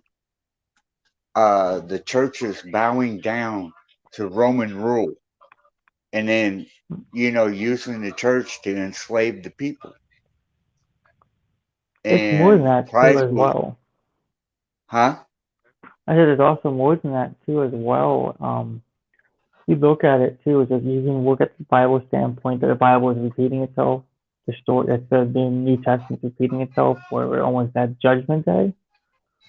But there's another side to it too, where history shall repeat itself. We got the 1776, where we all rebelled against the British rule for taxation without representation, that led us to rebel against the government, kind of like a civil war slash revolutionary war. We're kind of heading down that path again. Yeah, but what he was actually saying, though, to be totally free, and what our Creator created us to be free, was not meant to be, under um, basically slavery to any government. So Agreed. to me, Jesus Christ was actually the first rebel against a government. Yep. Like But right if now, you try to show somebody that's, I don't want to put them down, full of growing up and being in a church pew all of their life, thinking that's their salvation, they miss out on true life. Um, Going out and doing things and enjoying life, finding the beauty in the world instead of finding all the horror. You know, the Bible teaches, out of everything bad, I make good. Once you learn how to see that and see the good in everything, life is so much different. agreed. But this world, man, it just keeps us so freaking trapped in the flesh. To be completely honest, I'd rather be poor than rich because poor makes you humble, poor keeps you grounded. Compared to being rich and getting everything you ever wanted, because like once you get everything you ever wanted, Happiness, you have so much money, you just become full of yourself. If you're struggling or just maintaining a little bit above the poverty line, like if you're just medium income, where you have enough just to be satisfied, means a lot to people because you're not too far gone from yourself. You're not too far gone from the people around you, and you're just happy being you. Like to me, I don't want to be rich. I want enough, I make enough money where I'm content and happy, and people around me are content and happy, the people I love, uh, and everything else. You know what I mean? It's being damn it. humble and you know, like just being humble and everything, and trying to be me and give my best. Like to me, all my life I've been poor. All my life I've been struggling. All my life I've been, you know, what I mean, all that stuff, and I'm used to that. If I make a job, or I get a job, I want a job when I made pay the bills. I only pay the bills to pay the bills, and the money that I had, I gave away to people that needed it more than I did. The excess money, like I was happy I had a roof over my head, I had a car, I had this, etc., etc. The excess money to me, I give back to people. I made my money, so the excess money that I have that I should be saving, you know, I put like $5 away here, $5 away here, $10 away here, but that's like every out of every paycheck. But I do give back to everyone else, and I'm too young now. If you can pop back in.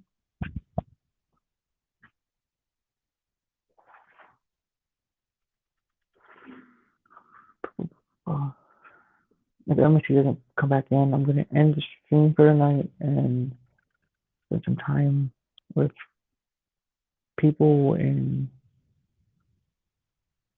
text a couple of people as well.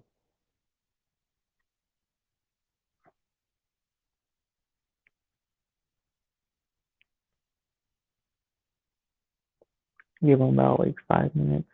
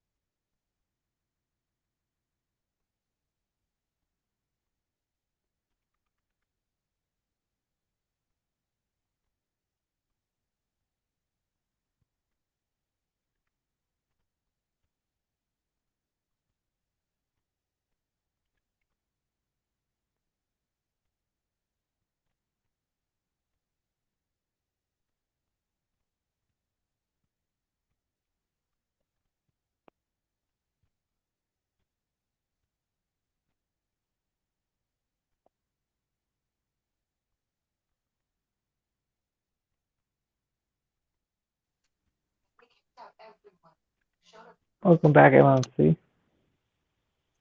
Oh, I was trying to get my charger and get it plugged in before it died. It didn't work. Well, I'm doing that right now. I'm like talking to you and I'm having my phone charged. Yeah. Um,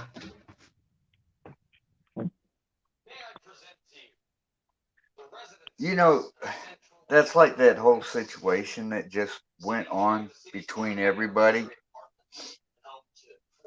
Um, uh, I know what you mean. I don't want to bring it up here because I think all well, three I'm not going involved. to mention any names or anything. I'm just Oh, going to okay, okay. say that, um, that through the whole thing, and we were talking about, being able to see the good in it when everybody could only see the bad. Um,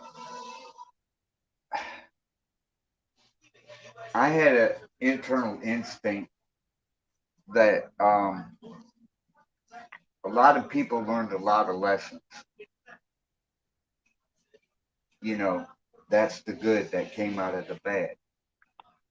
I think a lot of people had to stop and look and really um, do a self check. Agreed. You know, that's the way I look at things, and that's why I don't get so easily offended anymore. You know, I I didn't because like I'd rather me. find the beauty in somebody, and Agreed.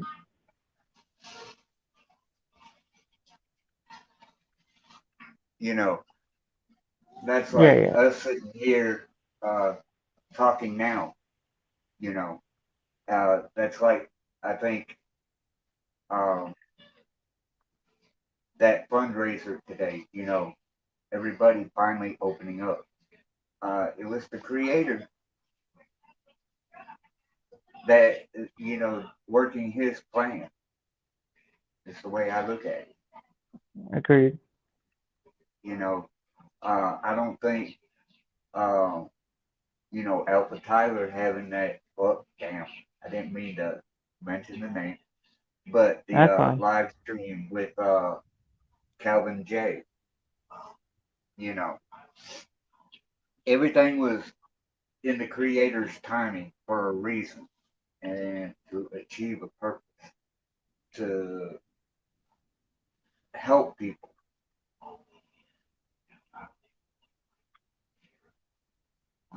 So I wasn't hurt by it. It didn't bother me. You know. Oh, I was indirectly dragged into all that uh, because I heard my name brought up in it. So I Yeah. said my 2 cents about it, and I left it at that. I went into where I heard it. I said my 2 cents, stood up for myself. That's all I needed to do.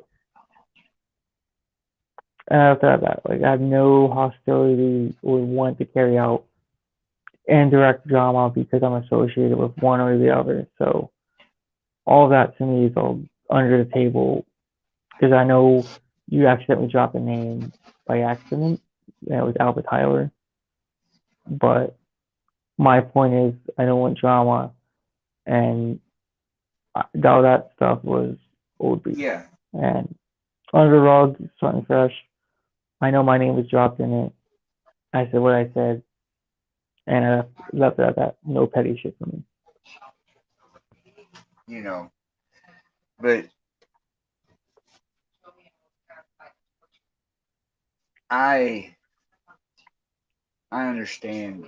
You know how you think and how you feel. Uh, a lot of old folks call it new age thinking, when actually it isn't new age thinking. It's stuff in the, like I'm saying, that's in the Bible that they don't understand because Jesus spoke in parables. Those that have ears, let them hear the truth. Those that have eyes, let them see the truth. You know, Like, and you truly be free. And this is something that's been in me since about the age of 7 years old. That I've been agreed. going through this. Just it was like 6 or 7 years old. I just had this feeling, you know, and I've been searching. Seek, and ye shall find. Straight from the Bible. Like recently with myself, as is, I was asked the other day, um, a bunch of questions to help me find who I am currently and possibly in another life or whatever. Someone asked me this right now was out of all the animals in a circus, which ones do you never see?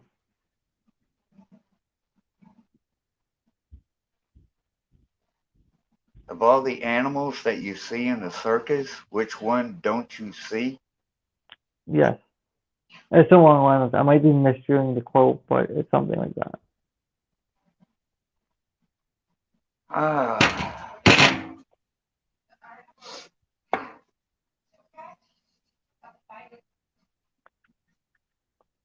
A wolf and a mountain lion.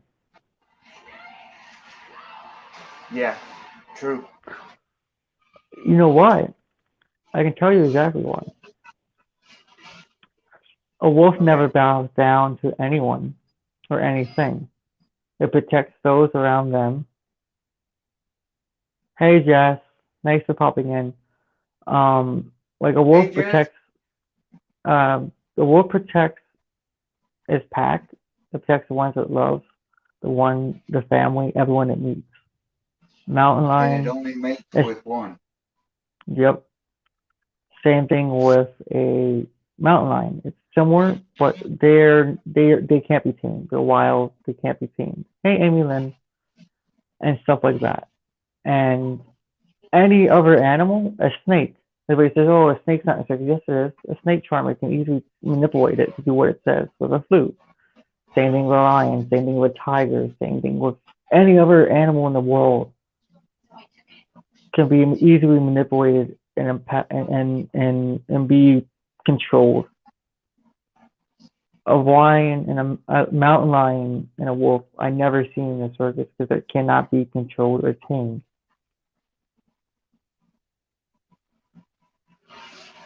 Well, People that's who like when are you get into Native American, if you want to call it religion or their spirituality. Look at the animal, the totem animal that they look up to. give me The one wolf. second. If you guys want to give me one The second. If you eagle. guys want to jump in the chat, I will drop the link. But then when you go back to the Bible, there's a verse in the Old Testament that tells you to observe the way of the animals, which is the same thing as Native American indigenous, you know, tradition. So like I said, people are blinded and misled and misinterpret in the dogma and everything that they're blind to the truth of their true selves. And we're caught up in this flesh in this world. The Bible says we wrestle with flesh and bone every day. When we know that we're spiritual inside and we long to escape this khaki coil of flesh and go back to our natural being. Agreed, but some people also like say Does that that make there are sense? past. Like, there's also people who say that we have past Oh, lives. did I lose That you? no, I hear you still. Oh, okay. No, I was going off like if people also believe in past lives and they interact with the current life in some way or form. And I kind of agree with that because there are a lot of things in my life that I can't explain. To be But completely you honest. know what you know. Yep, and Jess is joining our stream.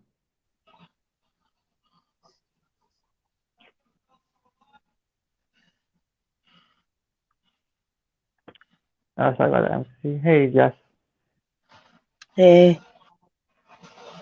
you feeling better? How you?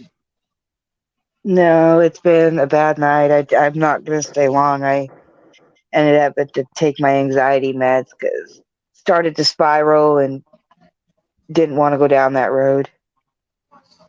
And you've had a long day. Yeah, that was a tough 8 hour stream. Yeah. But it was all for a good reason.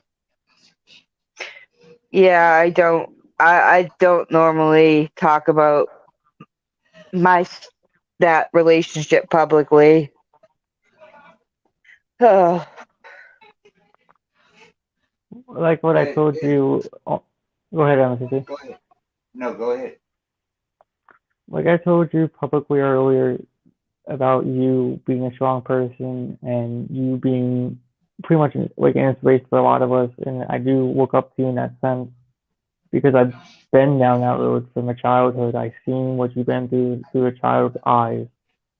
You are a strong woman. You do inspire a lot of other women. Like that story, you inspired a lot of people today as well, and you found out that there's others out there who've been through similar situations that you've been through, and hopefully this helps you heal.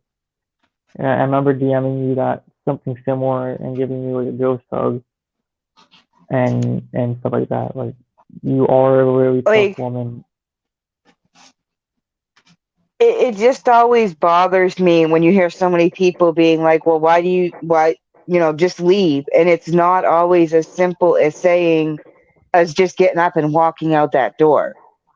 Because, It's I mean, not. I went through it and you know, told the lies, covered the bruises, made the excuses. And because it got to the point with him that he had beaten me down mentally so much and excluded me and That isolated me from everybody that I believed what he told me, that I believed it was, if I, I was the one that messed up. I deserved what how he treated me, and that's why it was so heavy on my heart to tell people, if you're in a toxic environment and you think you're staying for your kids, don't, because I was raised, my mother married my stepfather when I was 8, and he sexually abused me for years. She knew about it and everything, and he was abusive, not just that way, but physically. And so even as a child, that's why I said it's so important, like, to raise your daughters to know that that's not okay, because being raised in that environment, you're taught that this is what's normal. This is how you don't talk to other people about it, because you're told you can't tell these secrets. So you think this is normal, and that's how everybody lives. So when you end up in a relationship later on, you think this is normal. And it's Yeah. not. And I totally agree with you, Jess, because I gave that brief description of what I did from a child's point at 11 years old with my father. My mother put up with it for 17 years and used the excuse. I stay with him because of the kids, for the kids. I've got to have that provider. I don't know if I could do this on my own. And you keep taking it and you get so broke down they break the spirit of the woman. And it wasn't until my mom started going to school and learning a trade and learning that she could uh, take care of herself and her kids that it hit the point. But then she was so used to the abusive relationship and everything, she didn't know what real, true love looked like, and jumped right back into another bad relationship. And you know, and it hurts women so bad that there's men out there, and like Lod was saying, you know, he made a decision, to change himself, to learn from what he's witnessed and everything else. And I agreed with him. I went through the same period, and I decided when I was in the service, I was an alcoholic to the max, and I came out of the service and fell in love, and it's like she had the same problems you had with a stepfather that sexually abused her, a stepbrother who sexually abused her. And had I not understood the walls that women build up inside of them for self protection, I don't think we'd still be married 34 years, be 35 this year. And I've never hit her. I take that back. I did hit her one time, and that's because she stepped in between me and the youngin, the mama bear, and it destroyed me so bad that I had to go confess to the preacher. Yeah. I'm And men are, we can be toxic, but it's the way that the kids are being raised. You know, Yeah, I'm 38 years old, and I can honestly say I've never been loved. But I've gone from, and because of my upbringing, and like, my mother is still to this day married to the man who abused me for all those years. So, needless to say, that relationship is about as shitty as you can imagine. But it's like I'm 38 years old. I have a failed marriage, and I can honestly say I've never felt what unconditional love from a partner is. There's Just always been some kind of price tag on their love, right up to my mother. Jess, I hear that 100%. I just turned 41. I've never been married. My last relationship was 15 years ago. Like, I've not had a boyfriend since 2006. So it's like, I, I mean, and a lot of that's because I was hurt so bad and I have such issues with trusting people because I've always gotten stabbed in the back. And like, it ends up being easier to be alone than to, it's like I can't break my own. I mean, I can hurt myself, obviously, but then I don't have anybody else to be hurt by, if that makes sense. Like, it's But very, very, and it sucks. but And yeah, my mom was with an abusive boyfriend for years. My mom verbally abused me. My mom was a huge alcoholic. Um, I mean, in the last couple years of her life, she would say, she's been like one of those always attempting suicide. The last several years was I'm the reason that she wanted to die. And like at one point when I was like 11 or 12 years old, she got in a fight with her boyfriend, and I hated him because he threw my mom into a burning fire once. He threw an almost boiling pot of water on her. Thank God it wasn't boiling yet.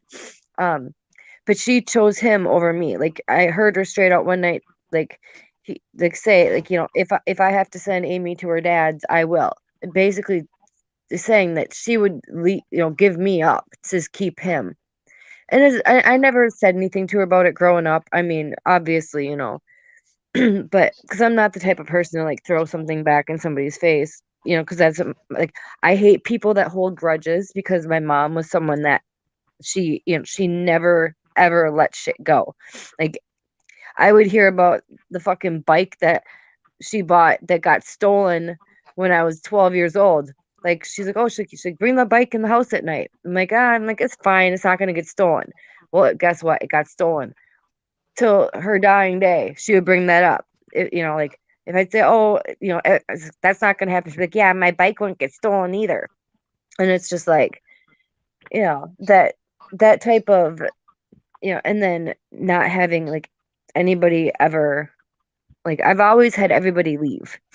And I've had groups of friends, say in high school and shit, you get in a beef with one person and you lose every single person in that group because you're not as important as the other people. So it's it's really hard. I'd rather be by myself than have to deal with all that. It fucking sucks. And it's I'm 41. I don't have kids. It's I know the biggest thing that my mom would have wanted before she died was to have a fucking grandchild. My dad now too. And it's I'm getting to that point where it's probably not going to happen. It's just fuck. Anyway, so I get it. but it's like this, Amy. You've adopted a bunch of grown-up children.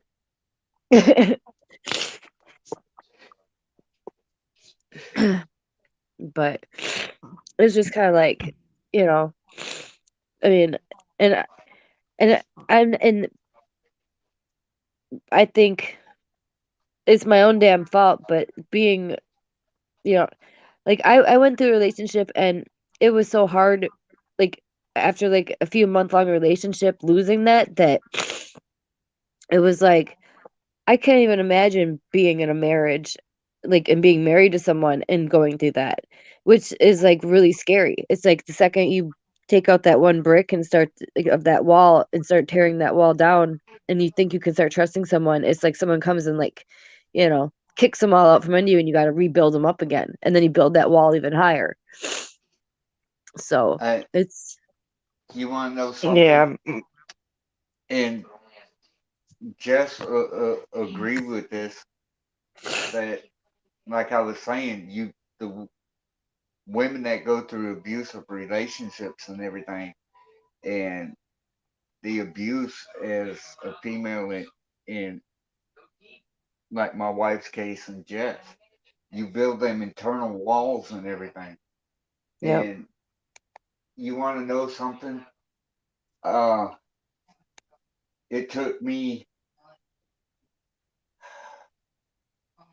There were so many times that in our marriage, in the early years, the baggage from that abuse almost destroyed our marriage before it even got started.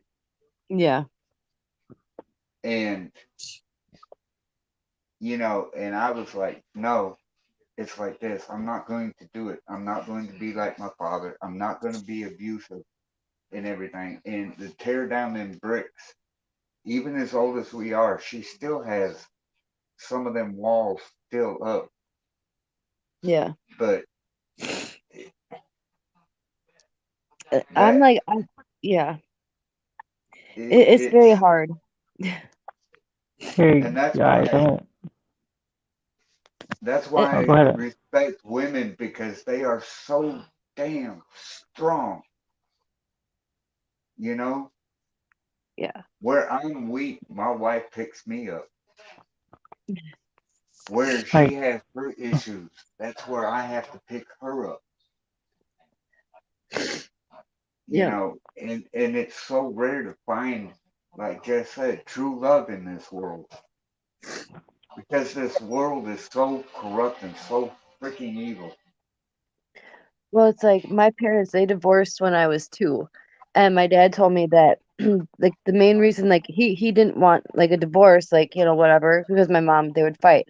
And my dad told me that the reason he finally said he wanted a divorce was because apparently they were fighting and I was like 2 years old and I was apparently standing, and I don't remember this, of course, but I was apparently standing in the middle of in between the two of them, like screaming, bawling, crying, yelling at them to stop fighting. And my dad said he looked at my face and said, "I can't put my daughter through this," and he left.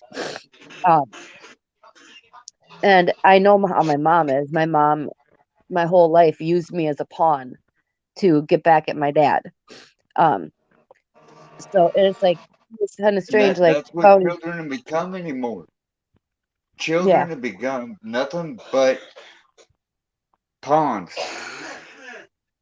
to try to hurt the other parent. to hurt And each other.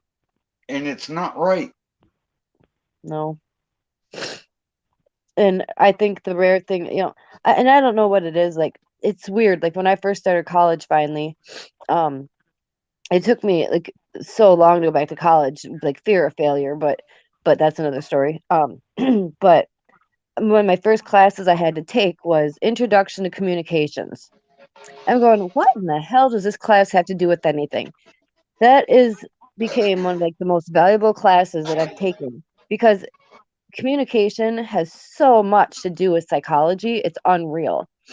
Um, and it really taught me a lot about probably why I do things the way I do. And then I overanalyze everything.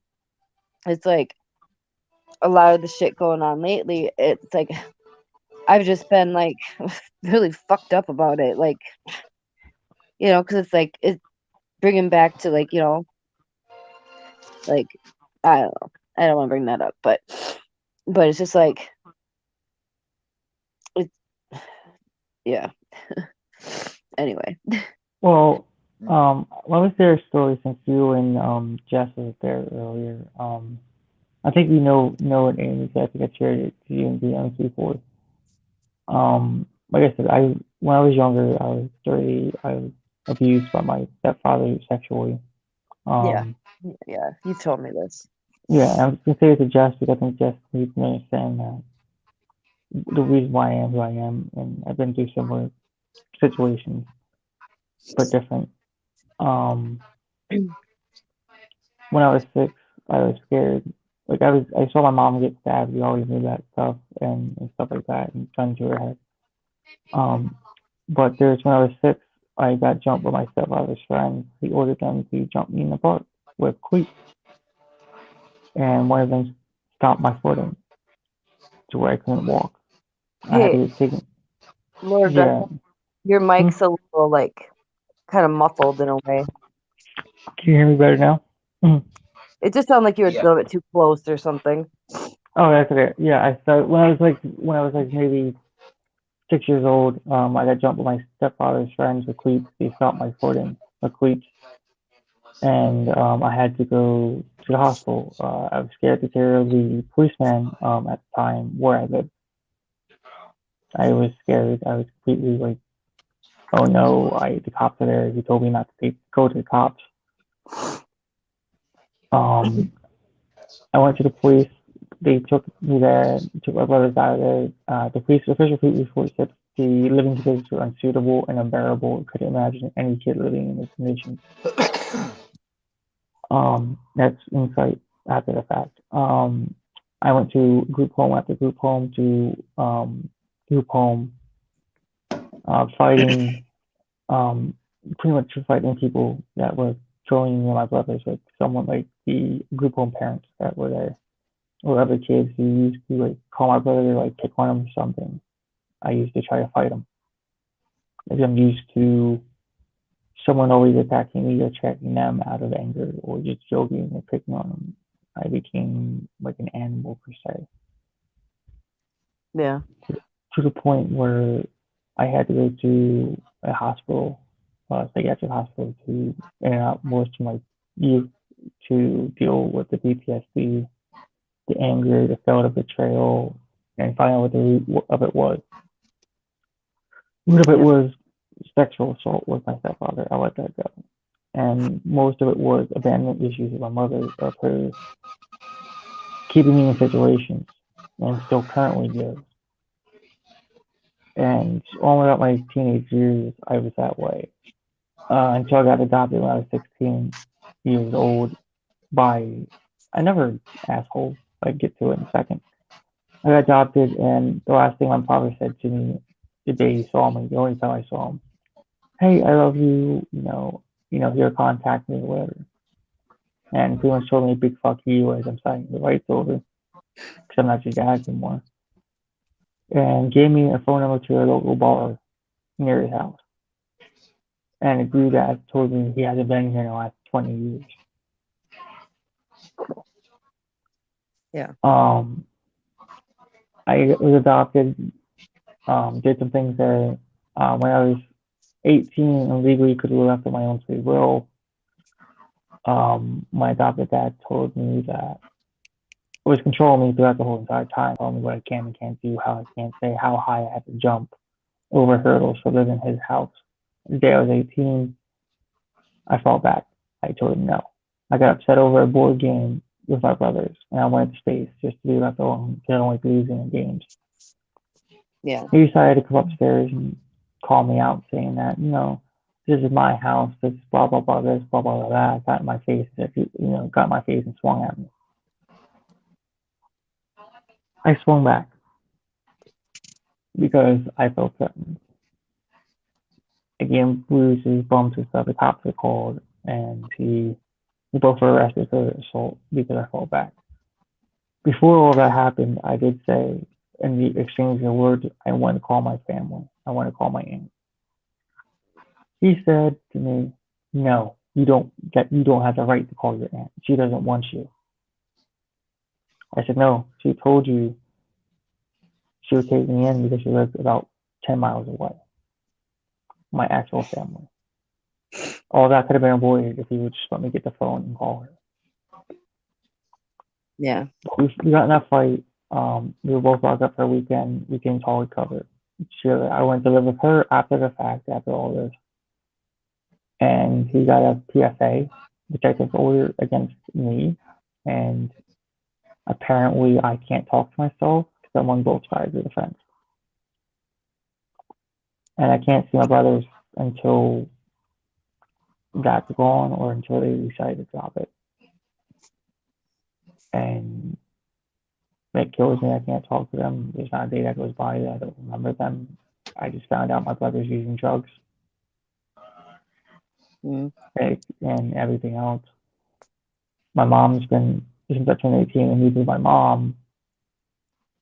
And I was back in the same situation of watching her get hit, watching her get abused, watching her boyfriend taking drugs and everything to the point where I fought him almost every single day for her.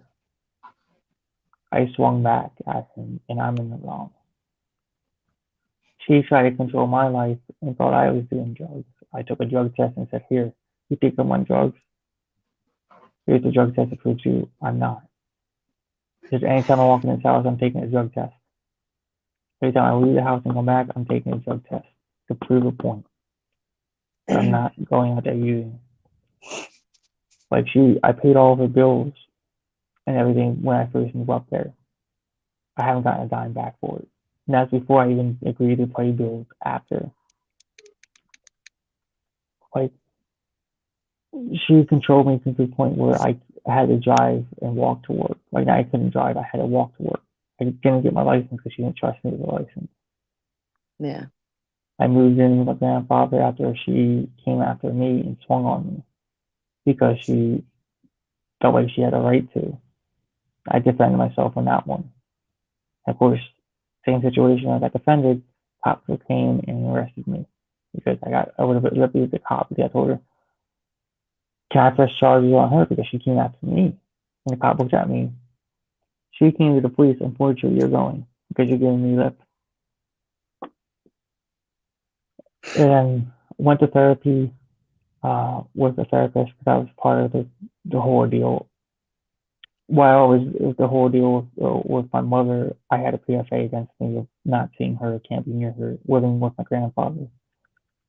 There was a night that my stepfather went to the hospital.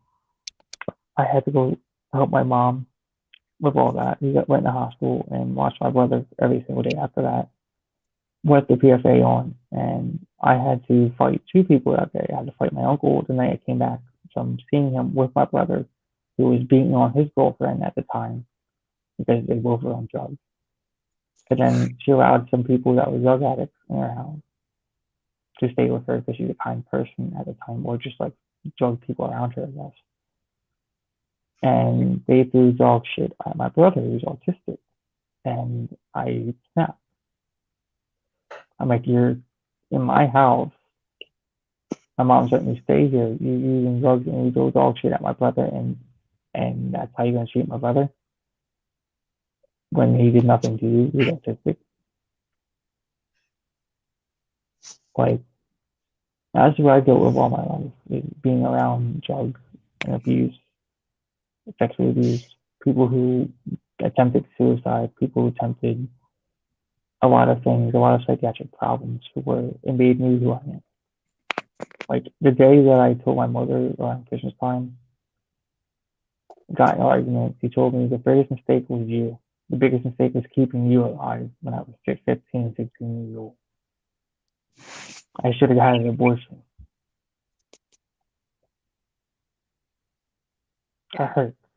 The argument. She told me she never loved me. I said, "You know what? You never loved me because you loved me with the therapy that I asked you to go to. I know what's wrong with me. I know what the pain is. It's you. You put me through hell. You don't want to admit it. You think nothing is ever wrong. You think you're always right. You think you did no wrong to me as a mother. You didn't fail. You don't want to accept defeat and made me who I am."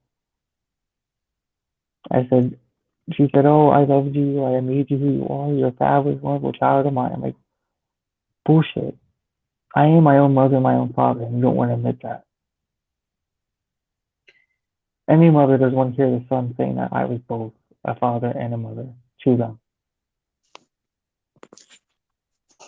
Yeah. I have nothing to hide publicly. Like, I know I tell people in DMs don't say my shit publicly unless I say it. Well, yeah, it's not somebody else's stuff to share. Like, know I you've don't told me care. this before, and it's not something that I ever would share. Like, I'm saying, I'm going public with it because someone finds out and try to use it against me and get pissed off about it.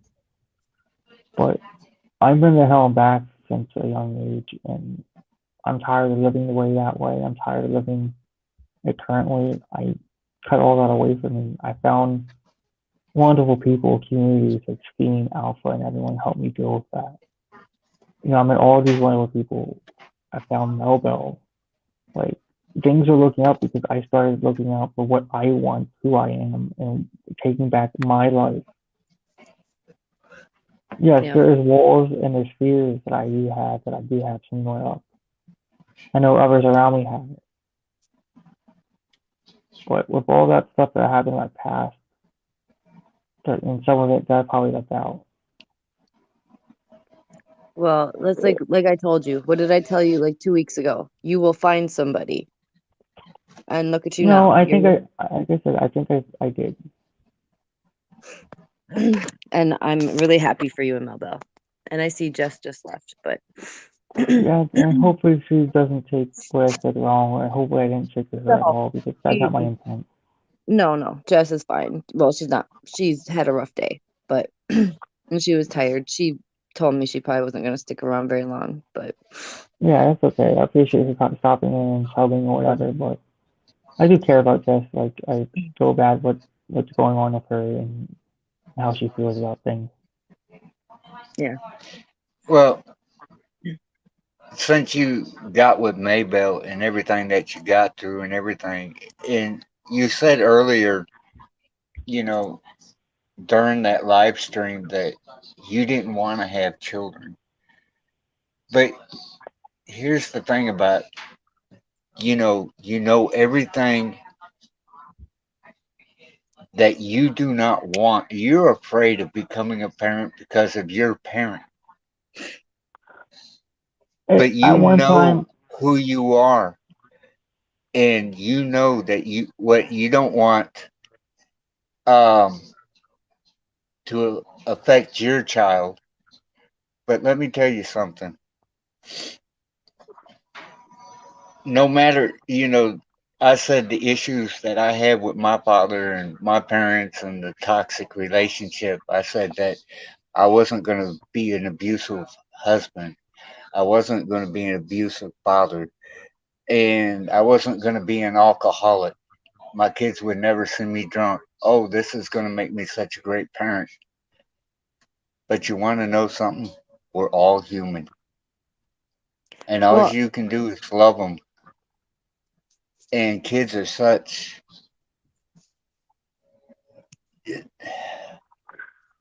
like such a gift. I what do I want would And say, kids. to find pure love, Well, let me respond to what I'm what saying I on would that. say, sorry, what I I would say say, blah, blah, blah. What I would say is that because you are so self-aware and because you know what you've gone through, I understand the concern of becoming a parent like that. But if anything, because you're aware of what happened, I think that makes you stronger to not be a parent like that.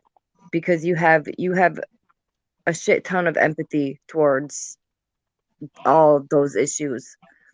Um, like I said, I do want kids, but it's kind of like, why would I want to be a father? Like, I do, but I also can adopt. There's plenty of kids in the world that are less fortunate. Like I said, I've been in adoption places. Like, also, like, what to say if I meet, like, there's other things I can do, like adopt or mentor people. Like, I don't have to have kids. I can mentor. There's another way to even influence someone else's life. Like, there's other things that I can do. I don't. If a kid happens, it happens. But yeah. it's up for me and Mhm. someone else to decide. Like, it's not my choice. Like, it is my choice, it is my opinion. But when you're in a relationship with someone, it's a joint effort. And one, like, I'm happy if I don't have a kid. Like, I'm content that way as well because as long as I can influence someone else's life. That Well, makes sense. What I was gonna say was, I yeah, mean, if that's your choice not to have children, then that's great. I was just coming from the perspective of if you were afraid to have children because you would be a bad parent, because of what you've been through. So that's, I mean, but yeah, that's all. But like you were saying, if it if it doesn't happen or anything, like you said, there are so many ways that you can give back to other kids Exactly. Yes. to make them feel loved, Right. to help them find themselves. So that they can have a parent, like for someone like another child that may be going through what you went through, to be able to give them a stable home so that they don't have to go through what you went through. So that makes sense too, if that's the way that you were wanting to go. And that's what Yeah, it is for me, like as far as like, I know I haven't had kids yet, and I was always the one that would joke around in high school, like, oh yeah, I'm gonna be like the old cat lady. And here I am at 41, basically an old cat lady. Um, but I've also always been told that I like when I taught driver's ed to teenagers, and even like my cousin who just turned 16, I'm like the one person like that she trusts. And I've heard that from a lot of other people. Like, I've always kind of filled that, like, someone to talk to, counselor type thing. And I think it's kind of weird, but but and that's what I was going to school for, was like human services, because that's something, working with teens and just being like a mentor, somebody, that they can talk to, like, a trusting person that they can talk to and not be judged and all that. um but I've been told that by many people that's something that I would be good at. Like when I taught driver's ed, all my teenage students, like I was like the most requested driver's ed instructor because, because I was cool, and I would hear all these kids' stories, and it was kind of crazy at times, but yeah. Anyway. like I And connect to more. Oh, go ahead, MMC. here's something about me that a lot of people don't know, that when I was in the military, I had an issue, and I was actually put out of the service because I became an administrative burden, and they actually sent me in for a psychiatric evaluation. And I had taken psychology, while I was in the service and everything. And Mhm. they diagnosed me and told me that I was a paranoid schizophrenic with an antisocial personality with suicidal tendency. And I turned around and looked at the doc and said, well, in other words, doc, I'm just having a bad fucking day. And he says, you fucking smartass, get the fuck out of my office. I probably would have said the same thing too. Like, But I spent 3 months in the brig in Rota, Spain for threatening and disrespect and threatening a commissioned officer because I stood up for my men, because I threatened to take him to the gym and kick his ass up between his shoulder blades because he was disrespecting the men below him that made him look so freaking important, that had more time in the military than he did, because he had only been in the out of the academy for 6 months and on one deployment. I said, I yeah. got more time on the military shitter than you got in the military. I don't give a damn how many degrees you got. You're an idiot. And they sent me to the brig. And then he started ruining my commission with a pen. And I told the captain up in Captain Smash, you can take your goddamn canoe club and shove it up your ass sideways, sir. And they discharged me. That's kind of, Do I seem like an antisocial person?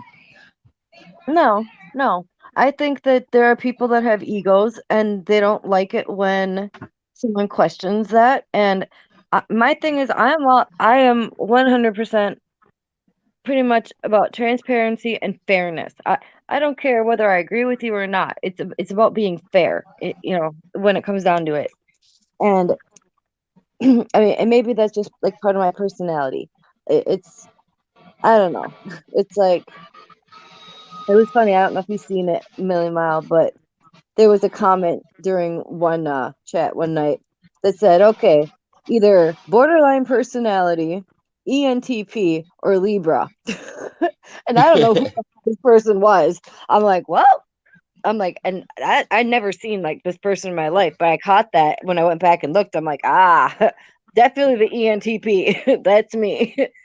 Um, so it's like, that's just my personality, and it's kind of a different personality. I mean, a lot of that's like as far as like the personality types go, ENTPs are like among like the hated, and I can see it. I've always kind of been like, for whatever reason or another, I don't The know. social outcast, the oddball, I'm the oddball. I'm definitely an oddball. right? But at the same time, people, because Wouldn't you agree, LOD? No comment. I'm not going to pick any side. I'm neutral in the situation. no, I'm saying I'm just weird. Like for instance, people mistake my silliness and goofiness for being stupid, but yet an ENTP is one of the thinkers, a thinker type, and when you look at like the Myers-Briggs, the personality stuff, there are certain types that they consider to be, not to be like conceited or arrogant, but they are literally considered to be the more intelligent of the types. Like I think it was Albert Einstein was an ENTP, or maybe he might have been INTP. I'm not sure. He was autistic. I think they came out with. I think they changed it. He came out autistic because that's why the door was red on his door in Princeton. Huh? When I went to Princeton, like where he lived or whatever, they told me he was autistic, and the reason why his door was red because he was autistic. Well, the thing is though, as far as a lot of ENTPs and INTPs are actually, they do tend to say that they tend to have either ADHD or are on that autism spectrum, and that's really subjective because there's a lot of controversy kind of about that whole topic. There's just it comes down to all the cognitive functions and like of of how your brain is wired to work. I'm not sure if I'm probably not explaining that very great, but but it comes down to your cognitive functions, and some are more. One of them's like driving, and then you got your passenger and your two back seats, and it's just the way that they're lined up. It's I don't want to try and explain it because it's kind of confusing even for me, but and that all comes down to the psychology stuff, and yeah.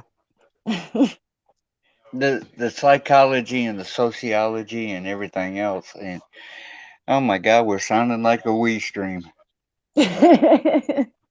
Hey, what's all kind of like a Wii stream? Like, even though, Amy Lee apparently still thinks I'm Wii stream, apparently. Amy I Lee or mean, me? I mean, Amy Lee, my bad. Hey, I Amy. do not think that Amy. you are. Huh. I think that I recognize that voice. It kind of sounds like we scheme. Yep.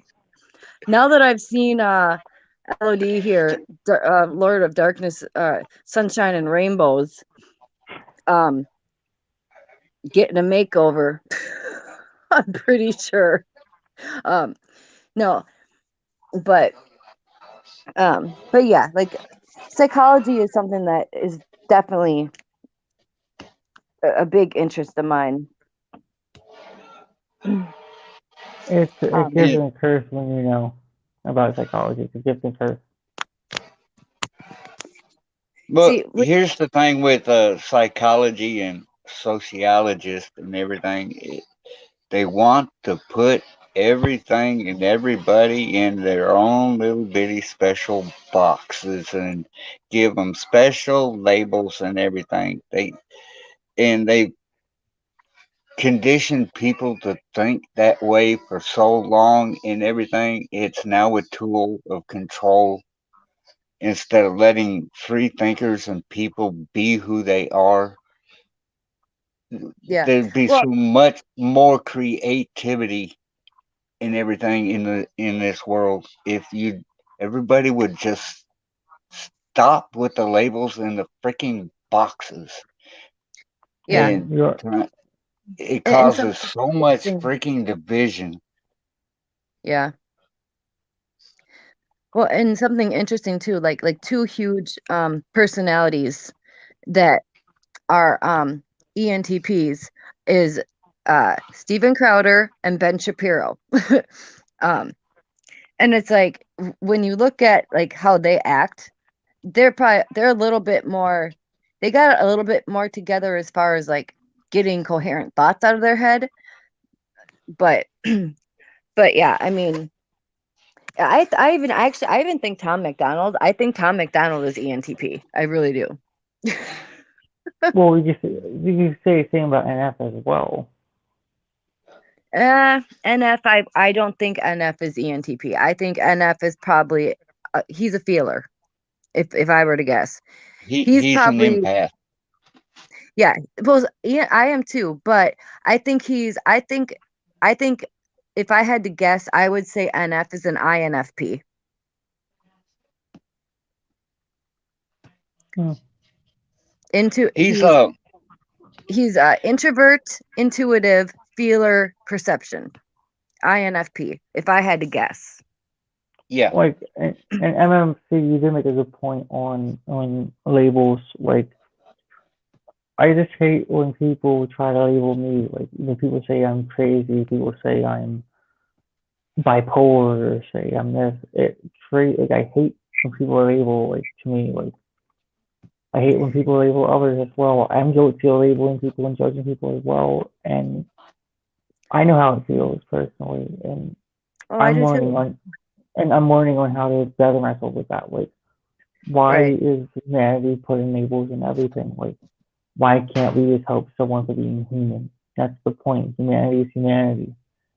Like, why can't we help someone that's in need because you're probably thinking they're a liar or sinner or Right. whatever. Like, you need to drop that label and just help someone because it's for humanity. It's because it's a human thing to do to help someone. I think Like, you know what I mean? That's kind of thing. It's like I don't care if someone is gay, lesbian, bi, or whatever. I don't. It's humanity. Like I support them for being them. Everybody should feel safe and secure being them. Like if I yeah. put on a dress or whatever, it shouldn't matter because when I put on a dress and did what I did last Tuesday, Yeah. I saw everyone react differently when I seen I switched from being ILD to Rainbows and Sunshine. Everybody looked at me differently. Everybody judged me differently. And I'm not saying good or bad ways. Just saying everybody's judged differently. Everybody thought differently. As soon as I put on a dress. Like I was some kind of performer behind the dress. Maybe I felt good in the dress. Maybe I didn't. That's for me to know. And if I'm comfortable in it, then fuck yeah, I put another one on. You know, Right. that's my opinion. But as soon as I put it on, everybody started labeling me, judging me. I had comments saying that. I did see a couple comments kind of like, oh, he looks like a, drag, whatever. Like, I don't care.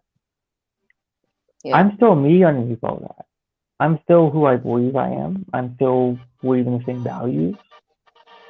Yeah. Maybe I did maybe I did like that dress. Maybe I felt good. Maybe I want to do it again. Maybe I don't care about doing it. It's still me underneath it. I'm comfortable being me.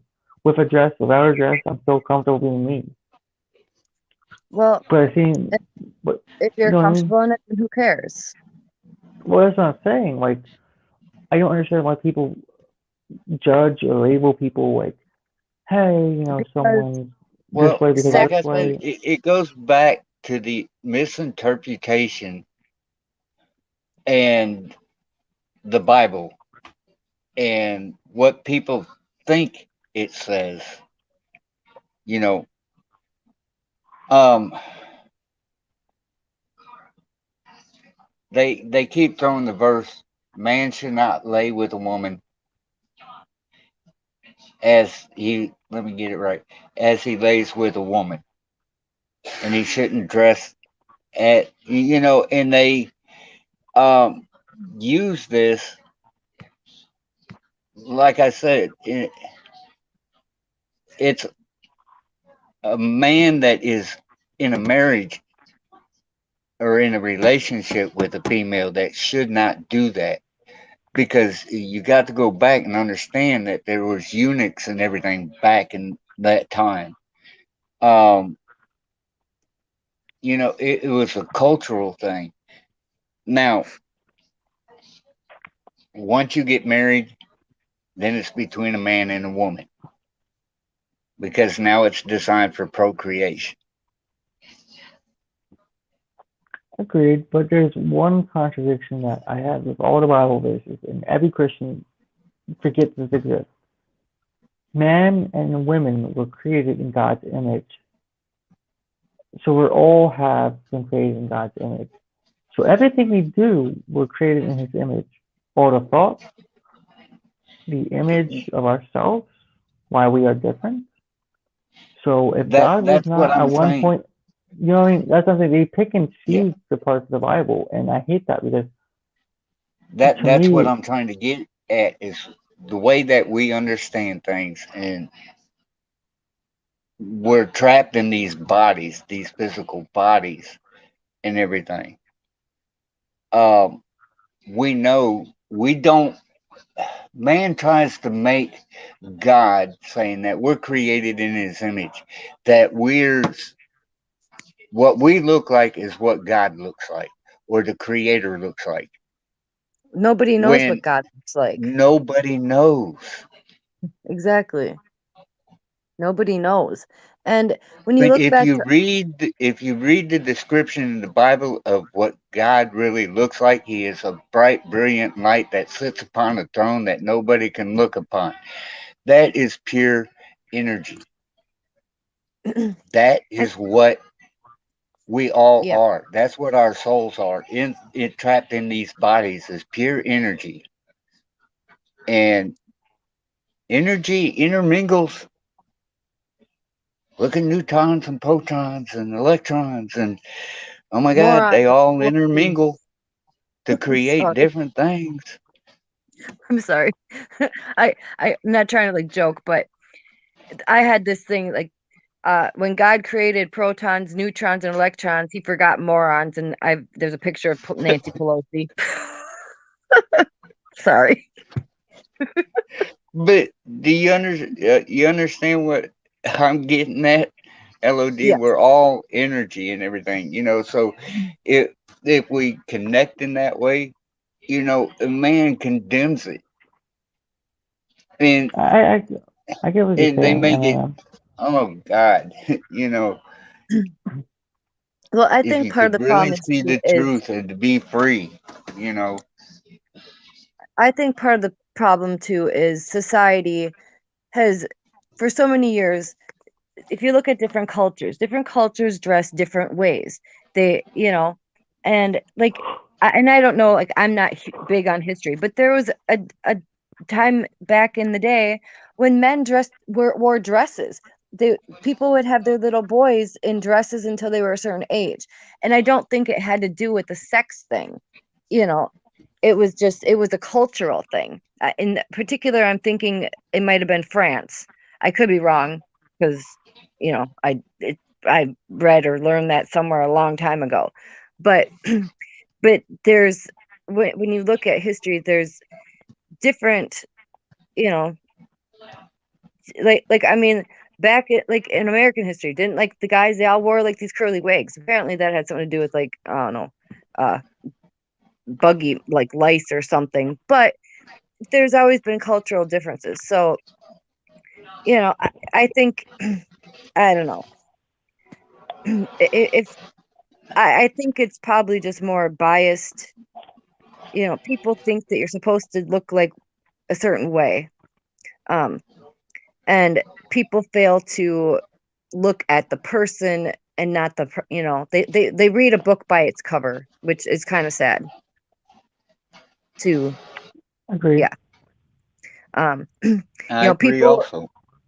don't take the time to see the person underneath the package. It's but and we're all guilty of doing it. I mean, how many times do you go to the store and you look at a package? Well, this box of macaroni and cheese has a better picture and it looks like it tastes better. In all reality, it could taste horrible. So it's just the way, unfortunately, like society is and how we grow up looking at things. And people need to have more of an open mind. Unfortunately, that's just not the way humans are. And I think I'm a little bit different than that because when I find people, like if like friend wise, otherwise, whatever, it's not like the outside that counts. Like the outside is I don't care for. I don't care for the attributes. I don't care what you can do for me. It's about the personality. It's what the soul is. If your soul is right, like if your soul, like your personality, and your soul fits like what I think is like a friend or should be a friend, or fits my personality in some way, that's who I'm going to gravitate towards and want to be friends with, and compared to someone that looks like they're like Amy Lee from Evanescence. They can look who they look like. It's the personality that counts. yeah. Because if you have good traits and a good personality, like if you're like if your personality is like loyal, you've been through a lot, but you persevere through it. Like stuff like that to me is a valuable thing to find in people. It's very hard to find certain people that I found. Yeah. I think at the same time we all have to remember that nobody's perfect, and it, I truly try to keep an open mind about everybody. And for me to really decide whether I dislike someone, it has to be, I don't decide that based on one thing. There's got to be a pattern of things, and there's, I don't know. I'm not a judgmental person, and Amy, you got to stop saying I don't know. You do know. I say it because I'm trying to articulate my thoughts in a concise manner, and it's hard. It's a habit from your childhood. It's a habit from, I think, always being second guessed and judged and being told that I'm wrong. And okay, and a lot of it. I'm not getting on to you about it, but it's No, a habit. I hear what you're saying. I hear what you're saying because I recognize that I do it. It's more of like one of those conversation fillers. Like when someone says it's because they're trying to come up with like the words inside their head to figure out how to say something. And a lot of times I start speaking before I'm trying to think what I'm trying to articulate or get across my thought in, like, I know what I want to say in my head, but getting it out of my mouth sometimes is a whole nother story. And worrying about if it comes out right. Sometimes. And right now, you're amongst friends that understand. So you don't have to be nervous. You don't have to explain to a chat room and hope they understand. Right. I think I say it more for myself because I'm trying to figure out the best way to get my thought across with the right words. Yeah. It's like I know what I'm thinking, but finding the right words to describe what I'm thinking can be difficult. And then sometimes if I don't have like a completely perfectly endpoint to my statement, it's kind of open-ended, so that's probably where that comes in. It's not that I necessarily don't like actually know. It's just I'm not quite sure where to go, like to expand on what I'm saying. And I realize I do it like not right now I'm talking slower because I'm trying to think about what I'm saying so that it makes more sense. And a lot of times I just kind of start speaking without having a thought completely thought out. So it kind of meanders and winds and I'm going as I'm talking as I'm thinking, if that makes sense. Well, like we were saying, with all the voices and everything, and the thoughts going 90 to nothing. I've learned to slow down and let them ramble.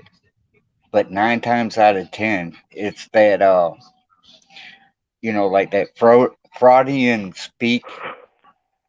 You Yeah. know, just let it rip, because whatever you let rip is gonna be the truth. Well, and that's how I usually am. So and it's like usually stuff just comes out of my mouth. So it, but that's where the I don't knows come in because I do know. It's probably just a habit of saying it because I'm not quite sure where I'm going with what I think. Because I start saying something with a point, and then I feel like I'm not getting out what I'm trying to say the right way so that it makes sense to somebody else. You just wanting to make sure that everybody understands what you're saying, and Right. I'm misinterpreted yeah. a lot of what I say seems for some whatever reason to be misinterpreted. Probably because I don't think what I'm saying out very thoroughly. Um, so it kind of like let me circle back to that. Let me circle back. So it's like I know what I'm trying to say. It's just hard getting it out of my mouth. Like the hardest thing, and that could be like my ADHD too. Um, Yeah. which is it's really bad. And that was I didn't realize that I had it until within like the last 10 years, and I wasn't finally diagnosed with it until a couple of years ago. And I'd never been on medication. It makes my high school years make so much more sense. And then being in college, a lot of our classes they have like these online like discussion posts, and then it's a lot of having to write papers. I am so bad at articulating a thought because I have like 50,000 different thoughts, and it's like I'm trying to figure out in my head what are the important thoughts, how can I make this more concise. And you either get Amy stories that are like one sentence, have nothing to do with anything, or you get a damn novel. And it's like it's frustrating. It's beyond frustrating. It's like anybody else can write a simple paragraph in like an hour. For me to write a paragraph, it'll take like a day and a half. And it's so frustrating. Well, that's like LOD when I first came in and everything, and we were sitting talking about getting up his channel, what his channel wanted to be about, and everything. Mm, like you said, overthink. Sometimes it leads to procrastination. Oh yeah, Sometimes procrastination leads to doing nothing. unfulfillment. That's the story of my life, MMC. Story of my life. So, you know, LOD, your followers will find you, and the content of your channel, it'll find you, because like people draw to each other. So your people will find you. Well, and that's kind of like with our everybody. I feel like I've met more friends here because like I have literally one friend in person, and I've known him since I was 16. And I feel like the reason we find the channels that we find on, here is because we find like-minded individuals that fit our personalities that kind of understand us. And I go to different channels and there's a definite difference, in how I act. Like some channels I'm a lot more outgoing, a lot more talkative, just a lot more who I am. Like I'm a fucking nut job. And, You and just don't see it. some channels I go into and I'm quiet, reserved. You know, it depends on the host and their channel. Yep, and the whole But energy of then that that's channel. like, Thursday nights when it gets derailed or It always gets derailed. uh like Hatters, with Ridley and everything, that's a whole nother personality that over on another channel they'll be like, who's that? Right. Well, and then You know? there's been channels like nothing's going on, and I like there's been a few times I've popped into somebody else's live that it's not somewhere that I'm normally at. It's just because it happens to be on, and you can definitely feel a difference in the openness. Like if you drop a comment, like say hi, and nobody says hi to you, it's like, okay, well, this is clearly a clicky channel, but it's like you introduced me to like Jackson Pierce. I was over there last night or this morning for a little bit, and Yeah. it's like you go in there and you say hi, and it's like everybody, not everybody, but most people are like hi, and he'll acknowledge your existence, and it's very open and welcoming. So, and then there's been other channels I've been in that you'll say hi or something, and it's like okay, well, clearly I don't belong here. Because yeah. Well, Well, that's like go ahead. well, I was gonna say with the real young swag, I went to one of the brides, and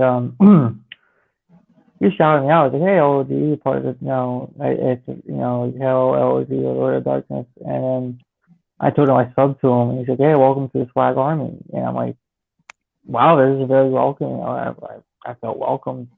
Mm-hmm. Like when I started yesterday, my first live stream, I don't, I posted out there on Twitter and stuff. I didn't share it to any of y'all yet because I didn't want to force anything on y'all to come to my stream or whatever. I didn't want to crowd chase or whatever. And I ran it pretty well. I talked to Mel Bell afterwards, and she said you did pretty well. There's some things you can work on, but you have something going for you doing reactions and doing streams. Like you have the voice to it. You have you know what you're talking about most of the time. Some things you don't. Yeah. But the one thing I had to do is stop rambling at certain points. And when I break down, don't overcompensate for things or undercompensate for things. Like if you just be you and keep it simple Yep. Kiss, and straight to kiss. the Yeah. Keep point. it stupid. Sorry. Yeah. You, you, I'm not the laughing at you. I'm just. relatability, Mm-hmm. and that's what draws people to you. Yep. And if you, well, like on my reactions, what I would like to do, and most of the reactions that I did, you'll notice that most of the songs are songs with meaning and messages in them because I was doing the channel for my son because he was going through a very bad time in his life with his wife. And so, I was trying to work with him because being a truck driver while he was young and everything, I wasn't home. I wasn't that at home father. I was that long distance father. And the one thing that drew us together was the love of music. And that's how the channel got started. And it was trying to get songs and him to think about, his relationship, what he was going through, and everything else. It was to get him to work through his stuff. Holy balls! I'm sorry. No, I'm sorry. Go ahead, MC. What, I'm sorry. another cat hair? No. You know that volcano that's been erupting in Iceland? There's a channel that's been like doing like a live stream of it continuously, and I was checked in on it like last week, whatever, and I just happened to see it still. And this thing, like the whole damn mountain's burned down since I last looked. It's crazy. It's like actually really active right now. It just kind of shocked Well, me for. Anyway, go on. people are going to think I'm a nerd now. Uh, I watch the sunspots, the earthquakes, and the volcanics, and the weather. And there's Oh, everything. 52 active volcanoes right now that have put so much ash into the atmosphere. And with the jet stream and everything, that's why we're getting all this crazy freaking winter Oh, weather and shit. oh no, I've always been extremely interested in meteorology and all that, and that's not nerdy at all. That's like, if I'm watching anything, it's if I'm not watching something like one of our channels or reactions or something, if I'm watching anything, it's either psychology stuff or like something educational. you know, very rarely do I watch the news anymore. So no, I don't think that's nerdy at all. Oh, I just have too much on my plate now. It's like I'm doing stuff for Hatter. I'm doing stuff for Alpha. Trying to do an interview with Alpha sometime next week, hopefully. I don't know when yet. Um, I'm kind of doing stuff. I took a break from doing stuff for Scheme because Scheme has his own posse pushing him and stuff. If you follow me on Twitter and stuff and see that I'm pushing a couple of artists out there, I found a couple more artists reacting to them that I want to push and stuff like that. I'm making connections to other promoters who want to promote people and collab and stuff like that, and we can push people out there. Like if I'm not in a stream somewhere or I'm not doing my own thing, I have so much on my plate that I'm trying to do that like I have no time for it. Right. Well, um, I don't know. Behind the scenes, uh, I didn't do live streams. We couldn't do live streams when I had mine last year. This whole new live streaming thing is just taken off since COVID, and Yeah. uh, but since I would go into reactions and everything, read the comments, and when you could click on the profiles, that's how I started finding out who people were. Mhm. Some people put their information, this, that, and the other. Well, then when they started doing the live streaming and I started watching them, that's when I started picking up, well, this person does artwork, this person does production, this person, and then I started meeting artists, the young artists, you know, the people that were creating their own music and everything. And then I just get in there and talk with them. Next thing you know, I'm helping them get their stuff pushed. Instead of restarting my channel, I go around like I think you do too now, don't you, Amy? Oh, I'm all over the damn place. I mean, I don't. I, Yeah. if I see, a lot of the reactions I watch are on my Roku, unless if it's certain people like the inner fam, like that I roll with.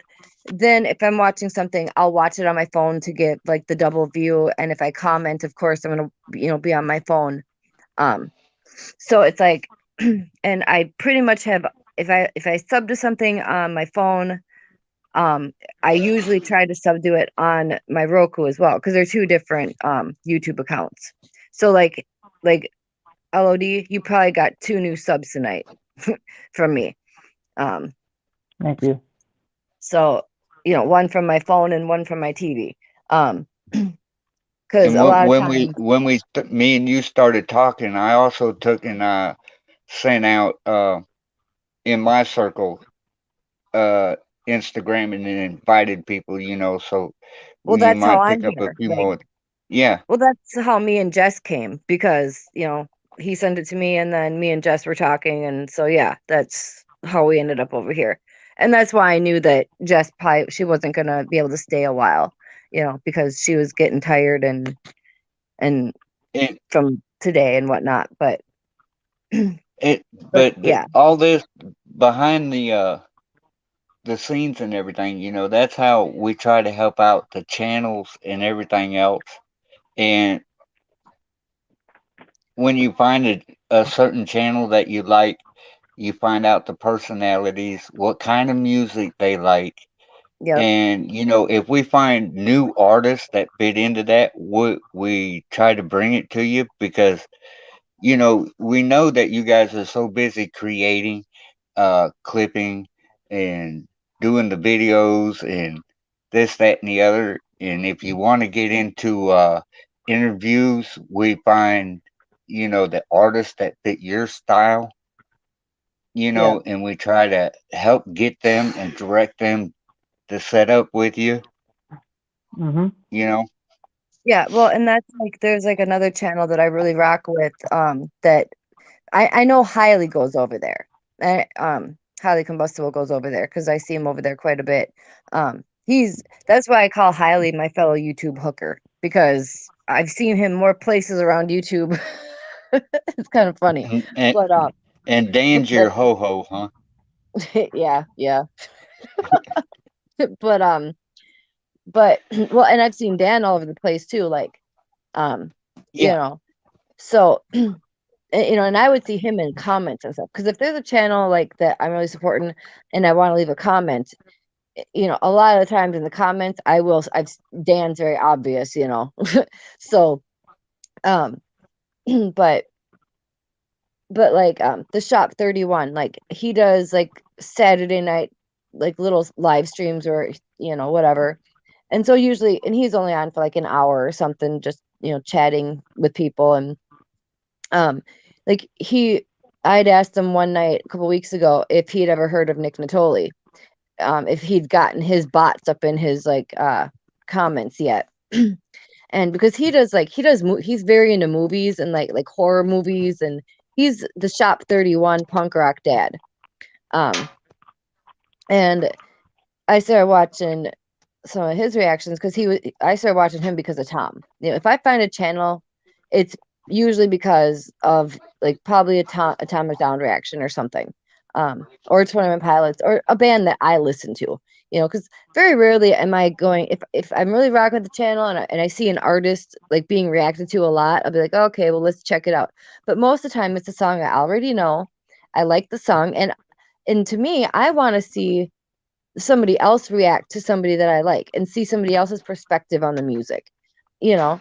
But if it's and once in a while, if it's an artist I don't know, I might watch it just to see like what all the hype is about.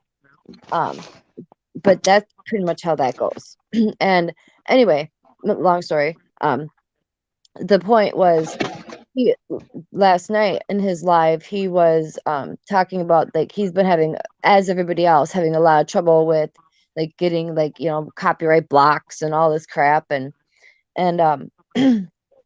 and he was talking about how he wanted to try and find like a different editing program because he does like movie reviews and stuff too. He has a big movie collection, and he does like he has like his own shop. He's down in Houston, yeah, I think it's Houston. But he has his own store, and but he was trying to find a editing program that he could do like the layers, like the what do they call it? When you're editing a video, you have the different layers, I think it's called. Editing process, yeah. Yeah, like and he wanted to find like a way to like do put better like stuff like in his videos as far as maybe I don't know, just as far as his videos go, make that like the quality better, you know. Um And I thought, well, I don't know what program he was using, but I know the only ones I know of are KindMaster and Power Director, whatever. But I don't really know how to use them that well. I've messed around with them a little bit, and I'm like, I have, a channel I rock with that, might be able to help you, whatever. But and then circling back to the whole, I'd asked him if he'd got Nick Natoli bots up in his comments yet, and he hadn't heard of them. And well, be glad. I'm like, you don't want to hear of him. I'm like, he's trash. And and he's not one of those reactors that is going to sit there and like lick someone's balls. It's like, if you don't like it, I mean, he'll say what he doesn't like about it, and but at the same time, he'll still be, give credit where credit is due, and and he'll still do it. Like, if someone asks for a reaction, he'll still do it, even knowing he's probably not going to like it. And he's willing to give, bands different chances and whatnot. He's like, he'll listen to more than one song, and he's a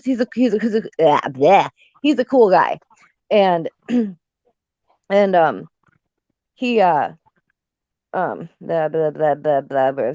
Oh, so I had sent him. I was like, no. Well, because then he said that well, shit, maybe I should do him just so I can trash the guy. I was like, no, do not do that.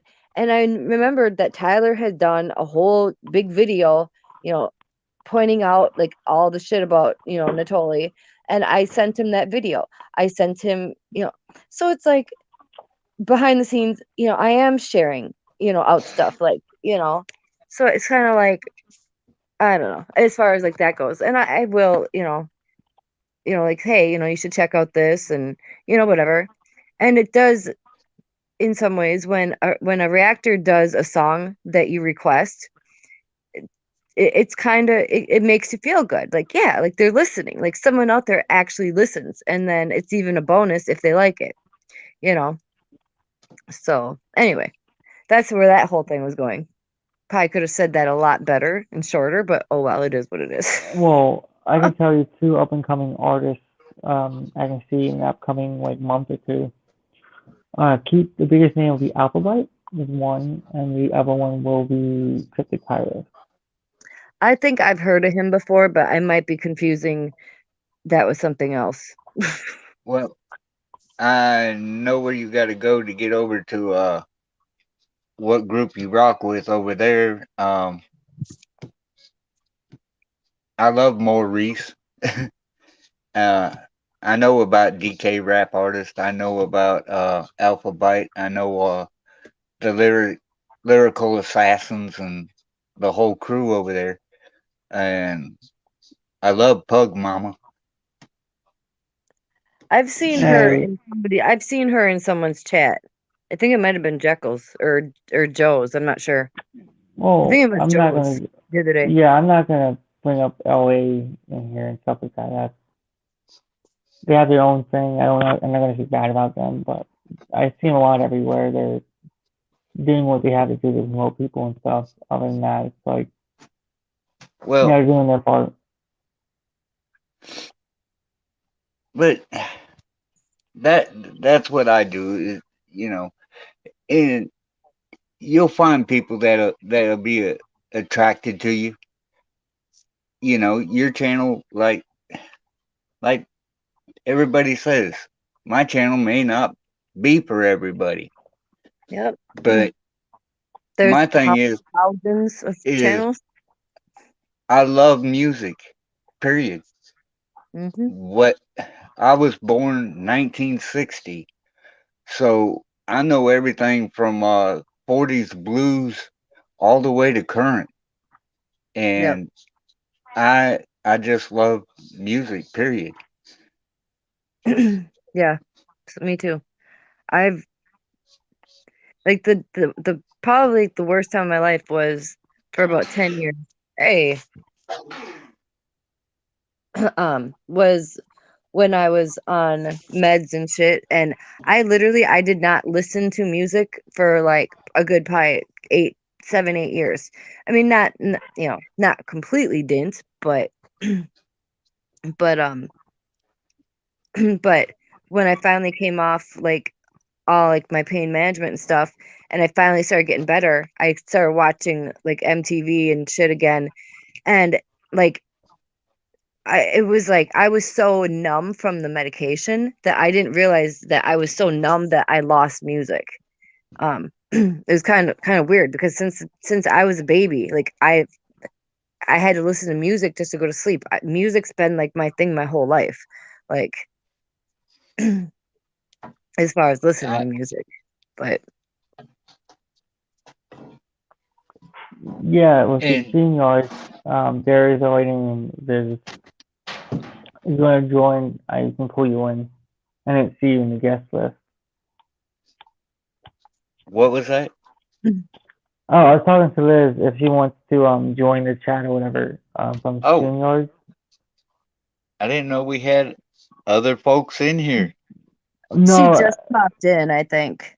yeah, her and one other person jumped in, and if she wants to Well, join hey, in, Liz, if she's still here. She's in the chat. Yeah. I she says, recognize her name from Scheme's channel.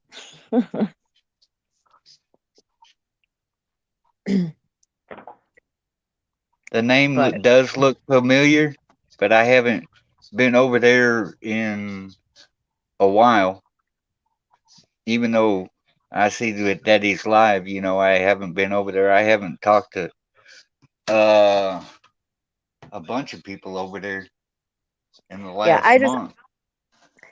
I just recognize names like when I'm in a chat, like, and if I see, there's certain people's names that I see places I go. And I have a very recognize. like I would never think of like the name like off the top of my head, but I have a like I have a photographic memory, probably because I'm so scattered like in my external world, but and in my head, but I have a photographic memory, so if I see something once somewhere, I can like find it again. Like it's crazy. Like it's probably a good thing though. It's probably one of those extra sensory things that like it, like people that have really really bad vision probably a lot of times have really really good hearing. Like one Not sense will according to make my up. wife. That might be selective. And how'd all you But right, hurt like, your back? yeah, it's how did you hurt your back? Also, I think 30 minutes, guys. I'm gonna call it a night. So it's 1 p.m. Mountain Time, 1 a.m. Mountain Time. Okay. oh yeah, that's cool. Well, if you want to end it, I will jump out and No, I have 30 minutes spare. Like oh, 1 a.m. is like my cutoff. all right. And you're in Arizona now, right? Yeah, right now in the Phoenix area. Yeah, Why? because that's I where know Mel Mel why. is. I know why. Oh, But remember, I was a truck driver, man. Oh my. Oh, you want some good food in Phoenix? Go to Danny's Big Rig Oasis for good trucker food. Hmm. And tell yeah, and tell Mel Bell do not wear a skirt in the parking lot because it's highly polished concrete with a polyurethane finish.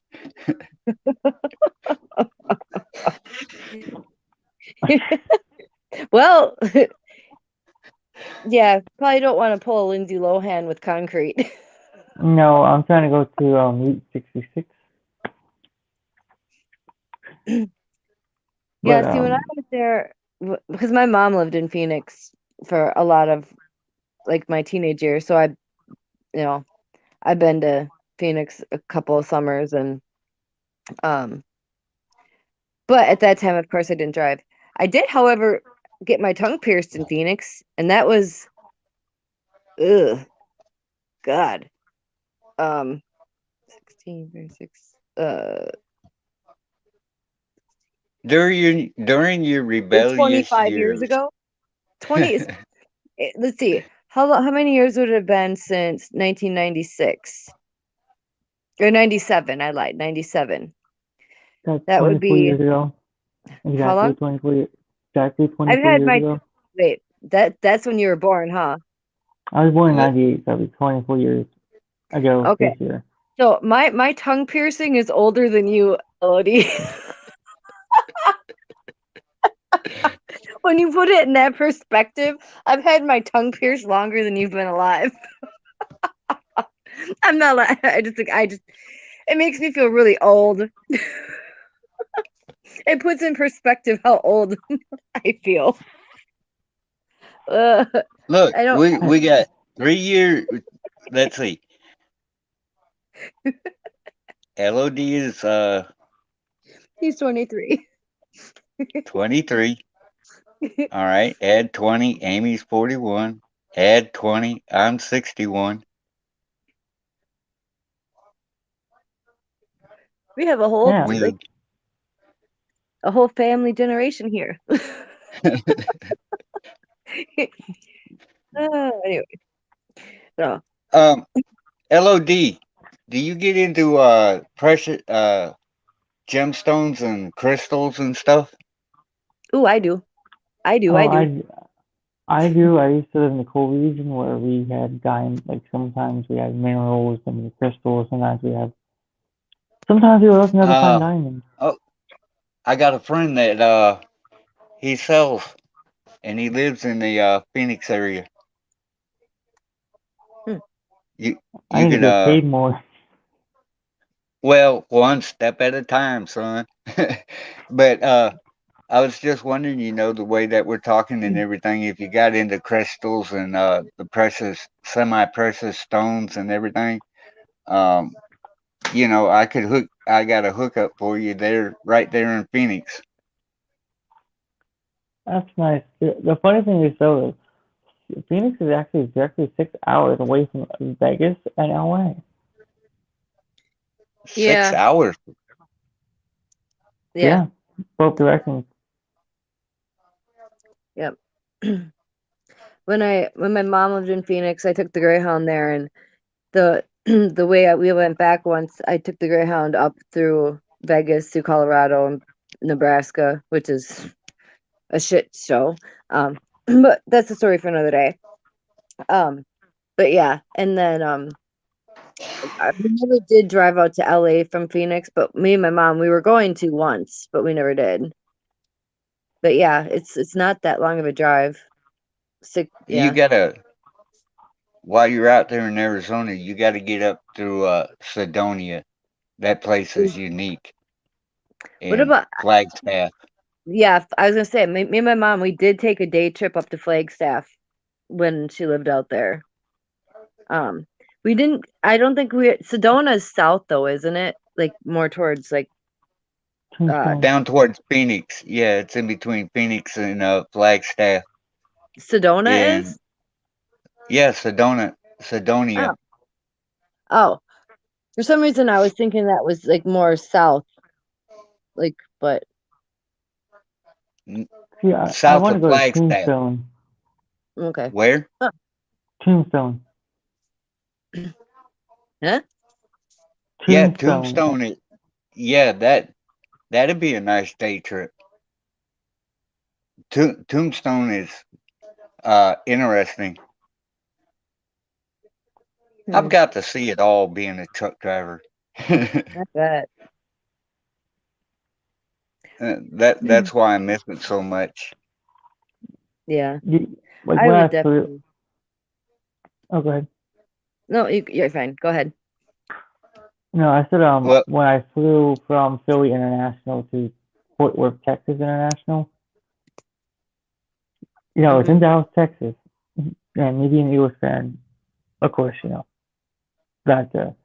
But it was nice to get off American Airlines, and the first thing I see when I walked up to the right was a military dedication. It had all the pins, it had the ribbons, the patches, a nice area where people walked up and signed, soldiers signed, family members signed. a bunch of like for the army. It has these branches, and American Airlines had every single flag of each division of the army, navy, etc., etc. Even Space Force. I felt welcome there. I cried Yeah. coming off the plane there, and then of course after I got off the plane and saw that, guess what I saw? An Emmett Smith Dallas Cowboy shop. What did I do? Put my Eagles blanket right on the window.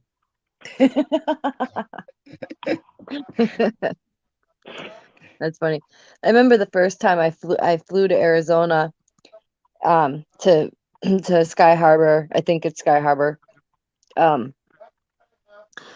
Um, I flew there, and I remember I got off the plane, and it was like into like the little walkway. It was like that hot blast of dry air. It was like, whew, like holy crap, because at that point I'd never, I don't think had been out of Minnesota yet, and I think it was probably even like one of my first flights. Oh wait, yeah, it was like my first flight ever, and then, but yeah, it's definitely like, have you been to the Southwest before, LOD? My first time being out this way, out this Okay, coast. I Oh, never so left the East Coast. you so you're do you gonna feel like, love the summer. I don't know.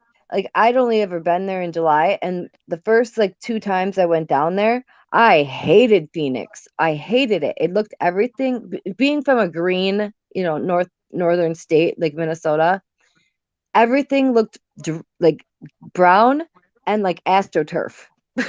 So that's the only way I could think. It was dry, dusty, brown, and everything looked fake, like astroturf. You know. Um L, and LOD, come this summer. You're in Phoenix. Uh, expect what do you think? 125-degree temperatures and Yeah, what do you think of the heat blast from an oven? That's what you're going to be living in. yep, Um, exactly. When you open the oven door and it's at 450 degrees, you open that heat and that heat hits you in the face. That's exactly what it felt like when I walked off the airplane that day. Exactly. um, Up in the mountains, we have something similar to that. So, but it Yeah, wasn't as often. I don't know. You're there it's still March, and I never did get to experience this time of year in Phoenix. This was my mom's favorite time of year, was winter. Summer, it's a whole different world. So, I mean, at least that's Yeah, what I gather. even in the mountains, it still gets to 114, 115 degrees. Yeah, you like, and it's not a northern heat. It's so different.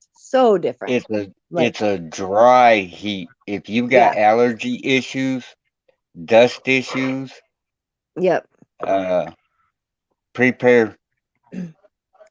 Like, Every time I come through, every time I came from um the Midwest and got out that way, and then the dust got so bad. Oh my God, I would wind up with migraines. I knew from Flagstaff all the way out to California. And if I went down the mountain too quick, my mm, left ear would just clog up, and it yeah. would take me a couple of weeks to get it to release. I The mean, first the first, I want to say it was the first summer I was there. It was probably 95 probably. 94 or 95. I um I was no yeah, I think it was that first summer. Um it got to a point where like I wear contacts, and like after being there like a couple weeks, because I think I was out there for like a month or so, I ended up having to go into the hospital. My mom, because like I wear contacts, I could barely open my eyes, and they were it felt like I just had like they were so dry. They brought me in, and I had to have like my eyes were bright red, and I didn't know if it was pink eye or what, but all that dry air and the dust and my contacts and my allergies, they had to irrigate my eyes out in the ER for like an hour and a half. It was miserable. Yeah, get ready for a culture shock come this summer. Yeah, it's a different type of heat, LOD. I'm telling you. I mean, it's nice. It's nice. Don't get me wrong. But it's definitely different. Like, yeah.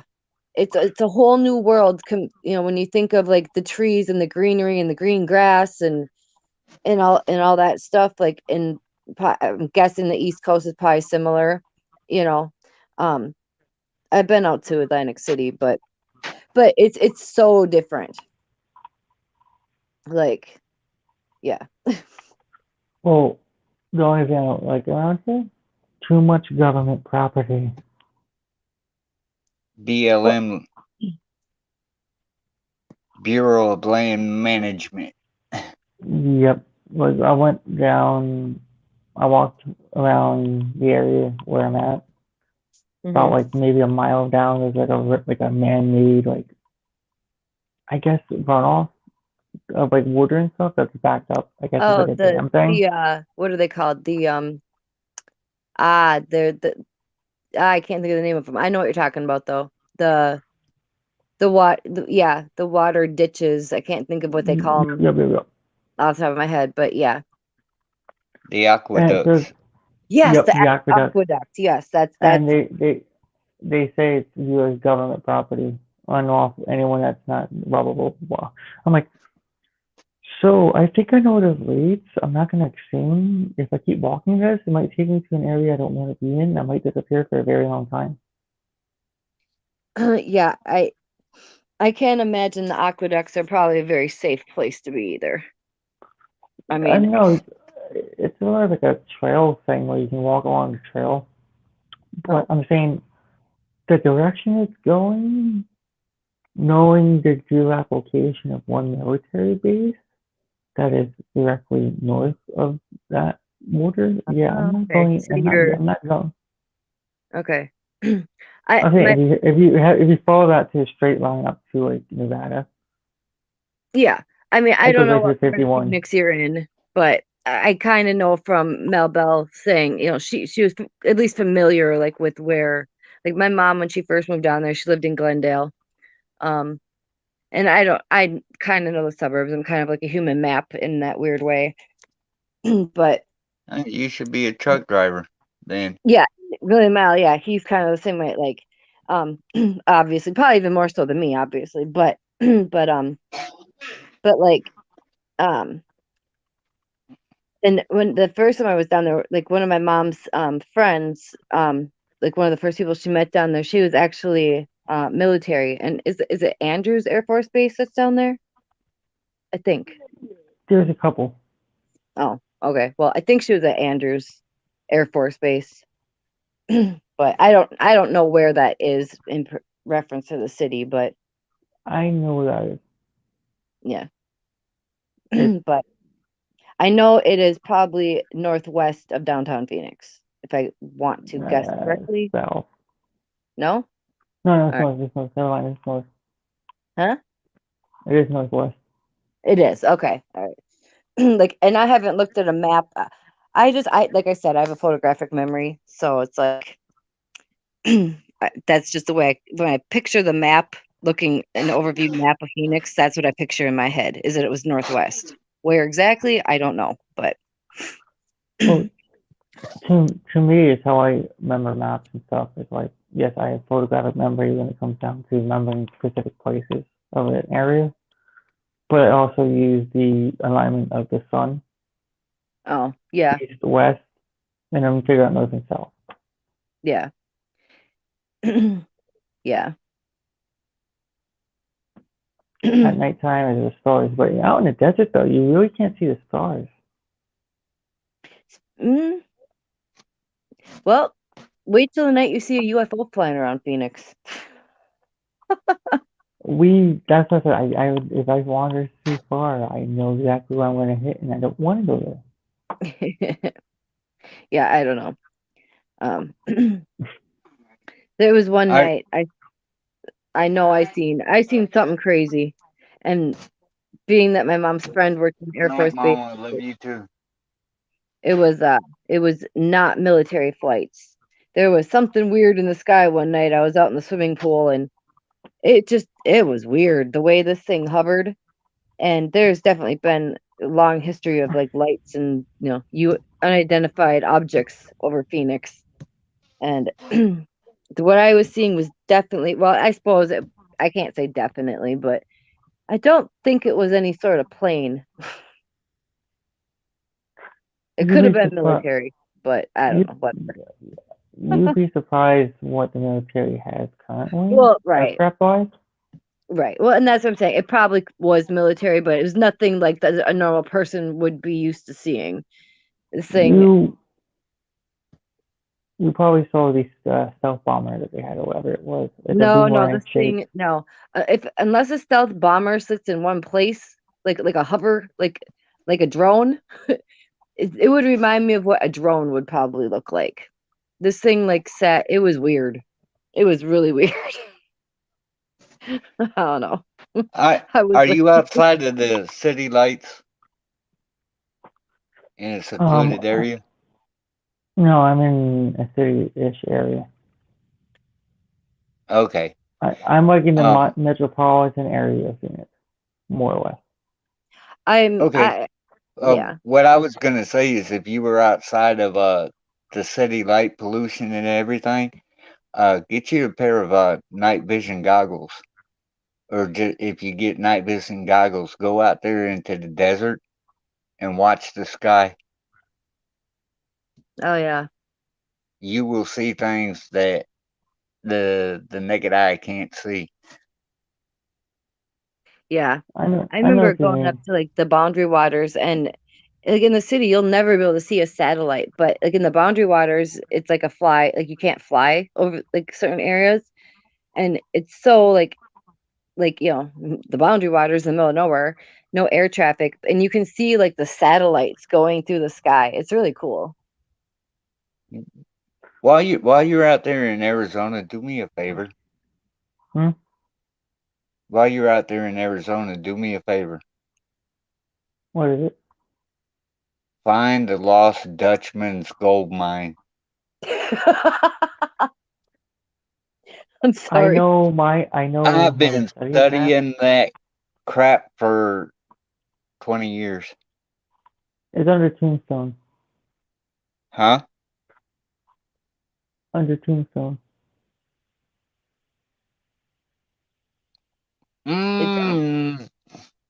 From the everything that I've got and everything, it's his travel time and the markings and everything that I've studied. Aerial photograph views, topographic maps and everything. Actually, it's more up there, just shy of Flagstaff. I say Tombstone because the history of it being cursed / haunted. Think about it. Knowing what you work for, it's haunted. Or cursed.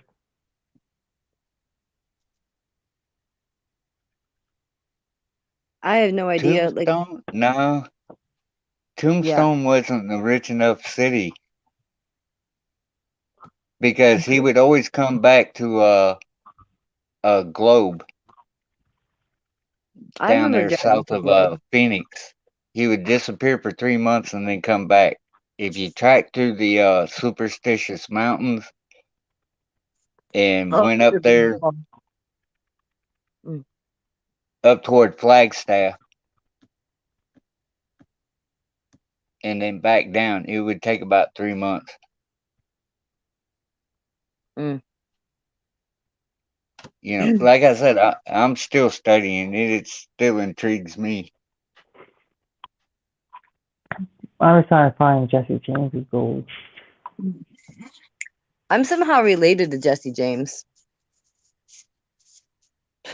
I don't know exactly how, but I know he's somehow in my family line. That's what my grandpa told me. Well, related to Anheuser-Busch. That's cool. One of my family members was a witness to Pocahontas' I've got wedding. I got the family tree to prove it. I have And a castle in Wales. LOD, you were saying you were related to Samuel Adams, weren't you? No, John Adams and John Quincy Adams, the Oh, first John president of the United Quincy. States. Hmm. Hmm. I have a castle in Wales. I have family still in Germany to this day that's living blood relative. So do I. They were I telling me don't. that to my family too as well. You figured Anheuser-Busch, Bavarian. Hmm. Uh, My grandma's I name had Wilhelm. in Gettysburg. I got family buried on both sides that fought on the north and the south. That's not too far from where I used to live. Actually, it's about a couple-hour drive. Yeah. I have some of my like like my Britain English ancestors, Welsh, Welsh. They were like part of like the people that started Oxford College or whatever it is over there.